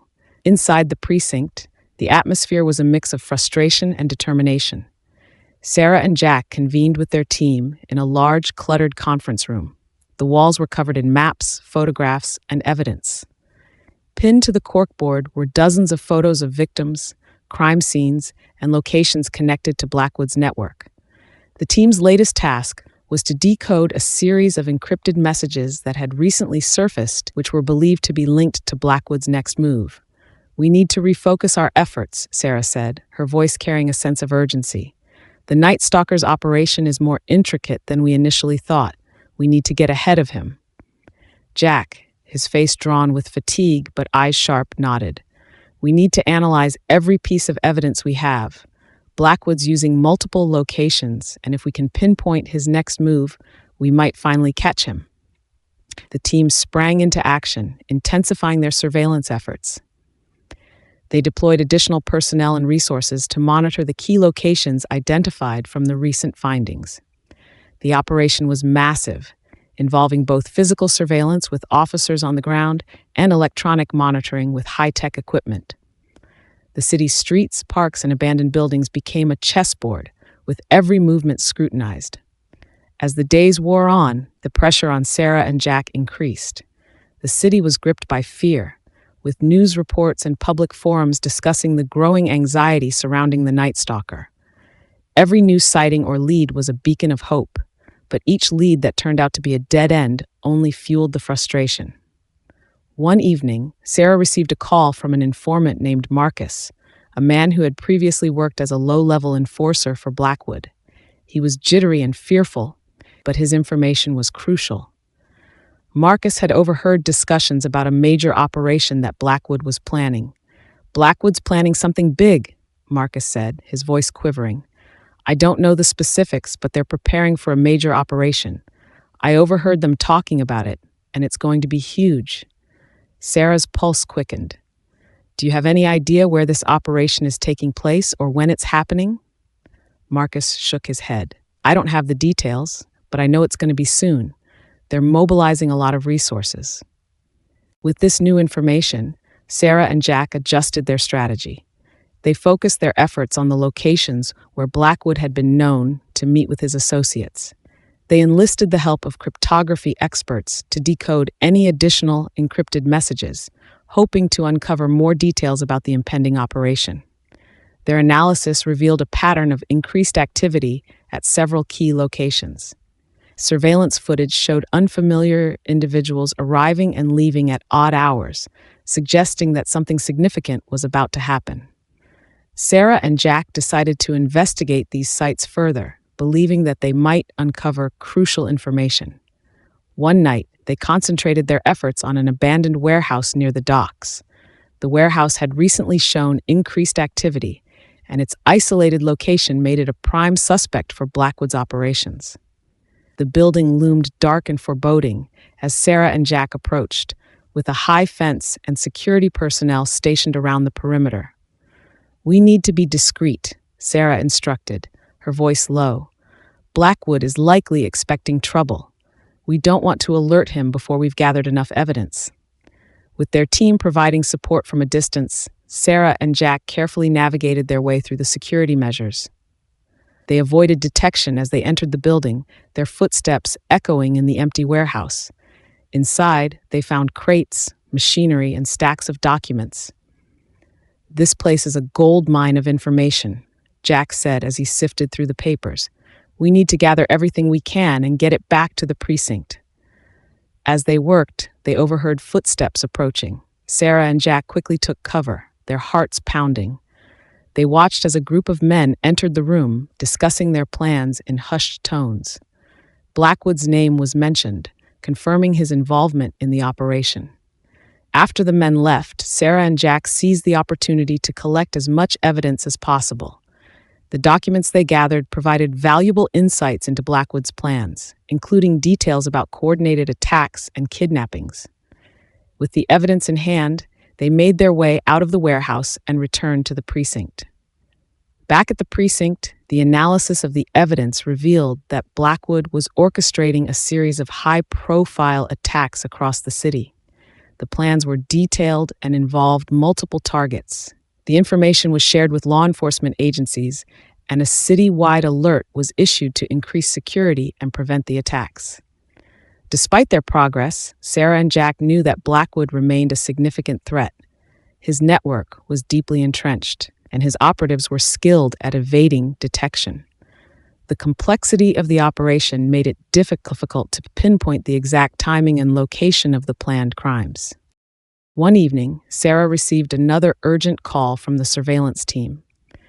"We've spotted Blackwood at one of the locations. He's meeting with high-ranking members of the criminal underworld."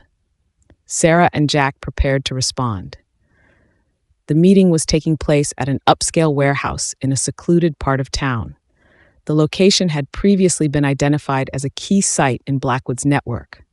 They approached the warehouse with caution, aware that Blackwood's presence would likely be heavily guarded. The warehouse was surrounded by a high fence, and the area was dimly lit.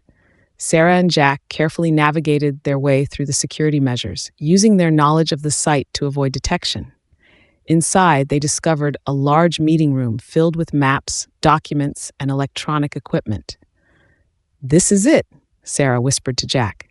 "Blackwood's planning something massive. We need to stop it before it happens." They gathered as much evidence as possible before retreating from the warehouse. The information they collected was crucial for understanding Blackwood's plans and preventing the impending attacks. In the following days, Sarah and Jack coordinated with law enforcement agencies to implement enhanced security measures. The evidence was used to develop a comprehensive plan to thwart Blackwood's operation. The city was on high alert with increased patrols and surveillance.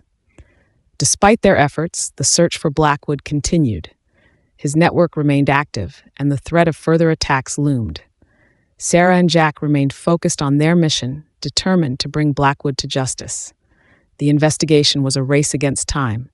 Every new lead was a potential breakthrough, but each lead that turned out to be a dead end only added to the pressure. The city's safety depended on Sarah and Jack's ability to capture the Night Stalker and end his reign of terror. As the investigation progressed, Sarah and Jack faced numerous challenges. Blackwood's operatives were skilled at avoiding detection, and his network was deeply entrenched. The complexity of the operation made it difficult to pinpoint the exact timing and location of the planned attacks. The public's fear and the media's scrutiny added to the stress of the investigation. Sarah and Jack felt the weight of their responsibility, knowing that the city's safety was in their hands. One night, Sarah received a breakthrough. A new informant, who had been previously unknown, provided crucial information about Blackwood's whereabouts. The informant, a former associate of Blackwood's, had insider knowledge of his plans. The informant revealed that Blackwood was planning a final, large-scale operation targeting a high-profile event that was scheduled to take place in the city. The event was a major public gathering, and the potential for devastation was immense. Sarah and Jack quickly coordinated with their team and other law enforcement agencies to develop a plan to prevent the attack. They deployed resources to secure the event location and increase surveillance in the surrounding areas. As the day of the event approached, Sarah and Jack worked tirelessly to ensure that every aspect of the plan was in place. The city was on high alert, and the authorities were prepared for any potential threats. On the day of the event, Sarah and Jack were stationed at the command center, monitoring the situation closely. The event was in full swing, with thousands of people in attendance. The atmosphere was tense, and every movement was scrutinized. As the hours passed, Sarah and Jack remained vigilant, their eyes scanning the crowd for any signs of suspicious activity. The surveillance footage provided a constant stream of information, and the team was prepared to respond to any potential threats. Despite their best efforts, the Night Stalker remained elusive. Blackwood's network had been disrupted, but he was still at large. The city was safe for now, but the threat of his return remained. As the event came to a close, Sarah and Jack reflected on their progress. They had made significant strides in the investigation, but the search for Blackwood was far from over. The Night Stalker's reign of terror had left a lasting impact on the city, and the detectives were determined to see the case through to its conclusion. Chapter 15. The Final Reckoning. The city's landscape had transformed into a chaotic battlefield under the relentless threat of the Night Stalker. Adrian Blackwood's reign of terror seemed to stretch endlessly, his elusive presence casting a dark shadow over every street and alley. Sarah Parker and Jack Coleman had fought tirelessly to protect their city, but the final confrontation with Blackwood remained ever elusive. Their investigation had taken them to the brink of exhaustion, but they knew that they were on the cusp of a resolution, or perhaps the final piece of a puzzle that had haunted them for so long.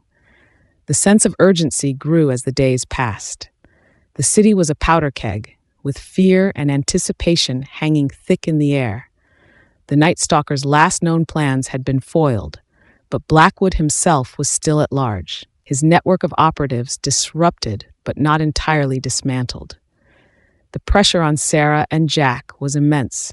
They were determined to end Blackwood's reign of terror and bring him to justice. Inside the precinct, the atmosphere was electric. Law enforcement agencies from across the region had converged, pooling their resources and expertise. The command center was a hive of activity, with officers and analysts working around the clock to piece together the final clues. The walls were covered with maps, photographs, and information about Blackwood's network. The culmination of their efforts had led them to a critical juncture, an opportunity to catch Blackwood before he could strike again. Sarah and Jack had spent countless hours poring over evidence, analyzing surveillance footage, and chasing down leads. Their recent breakthroughs had revealed a pattern in Blackwood's movements, suggesting that he was preparing for one final, devastating act. The task force had identified a location that seemed to be central to Blackwood's plans, a remote, abandoned mansion on the outskirts of the city. It was a place that had previously been used as a hideout by criminal elements, making it a prime candidate for Blackwood's final stand. "We have to be careful," Sarah said, her voice tense with determination. "This is it. We're dealing with a psychopath who has proven time and again that he's willing to go to any lengths to avoid capture. We need to be prepared for anything." Jack, his face etched with both fatigue and resolve, nodded. "We've got one shot at this. We need to make sure we don't miss it." The task force was mobilized, and a plan was quickly put into action. The mansion was surrounded by a perimeter of officers, and a team of specialists was assembled to breach the building. The operation was meticulously coordinated, with every detail accounted for. Sarah and Jack knew that the success of the mission hinged on their ability to act swiftly and decisively. As the night fell, the mansion loomed in the darkness, its silhouette a menacing presence against the skyline. The air was thick with tension as the officers took their positions, their breaths visible in the chill of the evening. The plan was to move in quietly, using specialized equipment to breach the building without alerting Blackwood. The mansion was large and sprawling, with multiple entrances and hidden passages that made it a challenging target. Sarah and Jack, equipped with tactical gear and accompanied by a team of skilled operatives, approached the mansion. The operation was underway, and every step was executed with precision. They moved silently through the shadows, their senses heightened as they approached the entrance. Inside the mansion, the atmosphere was eerily silent. The grandeur of the place had long since faded, leaving behind a sense of decay and neglect. The rooms were filled with dust and cobwebs, and the only sounds were the echoes of footsteps and the occasional creak of floorboards. Sarah and Jack led their team through the mansion, carefully clearing each room and searching for any sign of Blackwood.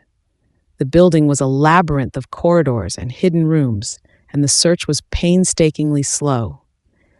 The tension mounted with every passing minute, and the sense of anticipation grew as they moved deeper into the mansion. In one of the upper floors, they stumbled upon a room that appeared to be a makeshift command center. Maps, documents, and photographs were scattered across a large table, detailing Blackwood's plans and operations. The evidence was damning, and it was clear that Blackwood had been using the mansion as a base of operations. "This is what we needed," Sarah said, her voice barely a whisper. "We're getting closer." As they continued their search, the team encountered a series of obstacles. Booby traps and hidden defenses had been set up to protect the mansion, and the team had to navigate these hazards with caution. The danger was palpable, and every step had to be taken with care. Suddenly, the silence was shattered by a series of loud crashes. The team had triggered one of the traps, and the noise echoed through the mansion. Sarah and Jack exchanged worried glances, knowing that their cover had been blown. The final confrontation with Blackwood was imminent. As the team moved to secure the area, Blackwood's operatives emerged from the shadows, engaging in a fierce gunfight with the officers. The battle was intense, with gunfire ringing out and the mansion's opulent interior becoming a battleground. Sarah and Jack fought alongside their team, their adrenaline pumping as they fought to gain control of the situation. In the chaos of the firefight, Sarah spotted Blackwood himself. He was a figure of cold menace, moving with a calculated precision that betrayed his dangerous intellect. His eyes were cold and calculating, and there was a sense of grim satisfaction in his demeanor. "Blackwood," Sarah shouted, her voice carrying over the din of the battle. "This ends now." Blackwood glanced at her, his expression unchanging. He moved with a fluid grace, avoiding the chaos of the firefight as he made his way through the mansion. Sarah and Jack pursued him, determined to bring him to justice. The chase led them to a hidden room in the basement of the mansion. The room was dimly lit and filled with the remnants of Blackwood's gruesome activities. The walls were lined with photographs and trophies, evidence of his twisted crimes. Blackwood stood in the center of the room, his demeanor calm and composed despite the turmoil surrounding him. Sarah and Jack approached, their weapons drawn. "It's over, Blackwood," Sarah said, her voice steady. "You're not going to get away this time." Blackwood regarded them with a cold, calculating gaze. "You think you've won, detective? This is only the beginning." Before Sarah and Jack could react, Blackwood reached for a hidden compartment and pulled out a detonator. His plan was clear. He intended to destroy the mansion and everything inside it. The urgency of the situation escalated, and Sarah and Jack had to act quickly. In a desperate bid to prevent the destruction of crucial evidence and ensure their own safety, Sarah tackled Blackwood, sending the detonator skidding across the floor. The struggle was intense, with Blackwood's strength and cunning pitted against Sarah's determination and skill. Jack moved to secure the area, ensuring that the remaining operatives were subdued and that the mansion's exits were blocked. The fight with Blackwood was a grueling test of endurance and resolve, but Sarah's tenacity and training gave her the edge. With a final, decisive effort, she managed to subdue Blackwood and prevent him from triggering the detonator. The authorities quickly secured the mansion, and Blackwood was taken into custody. The city's nightmare had come to an end, and the Night Stalker's reign of terror was over. The evidence collected from the mansion provided a wealth of information that would aid in the prosecution of Blackwood and bring closure to the victims and their families. As Sarah and Jack left the mansion, the weight of their success settled over them. The case had been one of the most challenging of their careers, but they had prevailed. The city could finally begin to heal from the trauma inflicted by Blackwood's crimes. In the days that followed, the city was filled with a sense of relief and gratitude. The media coverage highlighted the bravery and dedication of the detectives and law enforcement agencies involved in the case. Sarah and Jack were recognized for their efforts, but they remained focused on their mission to ensure that Blackwood faced justice for his heinous crimes. The trial of Adrian Blackwood was a high-profile event, drawing significant attention from the media and the public. The evidence presented was overwhelming, and Blackwood's crimes were laid bare for all to see. The trial was a sobering reminder of the darkness that had plagued the city, but it also served as a testament to the resilience and determination of those who fought to bring an end to the terror. As the trial concluded, Blackwood was found guilty on all charges. The sentencing brought a measure of justice and closure to the victims' families and the city as a whole. The Night Stalker's legacy would be one of fear and violence, but his capture and conviction marked the end of his reign of terror. Sarah and Jack returned to their work, their commitment to justice stronger than ever. The case of the Night Stalker had tested their resolve and pushed them to their limits, but it had also reinforced their belief in the power of perseverance and the importance of their work. The city began to recover from the trauma inflicted by Blackwood's crimes. The streets, once filled with fear and uncertainty, started to regain their sense of normalcy. The scars of the past remained, but the resilience of the community and the dedication of those who fought to protect it paved the way for a brighter future. As Sarah and Jack reflected on the case, they knew that their work was far from over.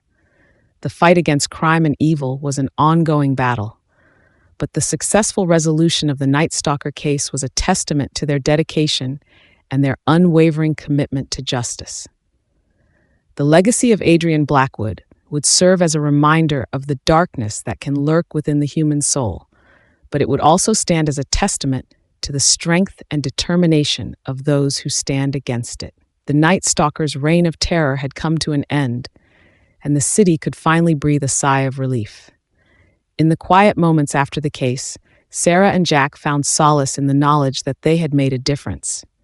The city was safer, and the legacy of their efforts would endure. The fight against evil was a relentless pursuit, but as long as there were those willing to stand against it, there was hope for a better tomorrow. As the final echoes of the Night Stalker's reign fade into the shadows, the city takes a collective breath of relief. Adrian Blackwood's terror has been brought to an end, but the scars of his heinous acts remain etched in the city's memory. The darkness that once loomed over every street has been banished, thanks to the relentless pursuit and bravery of detectives Sarah Parker and Jack Coleman. Yet, even as the city begins to heal, the shadows of fear and suspense linger. The tale of the Night Stalker serves as a chilling reminder of the darkness that can lurk within the human soul. But remember, in the face of evil, there will always be those who rise to confront it. The fight for justice is unending, and the stories of those who dare to battle the darkness are far from over. Follow our channel and subscribe to be the first to hear about our next thrilling adventure. The shadows may recede, but new tales of suspense and horror await on the horizon. Thank you for joining us on this harrowing journey. If you enjoyed this story, don't forget to like, share, and subscribe to our channel. Your support helps us bring more chilling tales to life. Until next time, keep the lights on and stay vigilant. The night holds many secrets, and there are always more stories to uncover.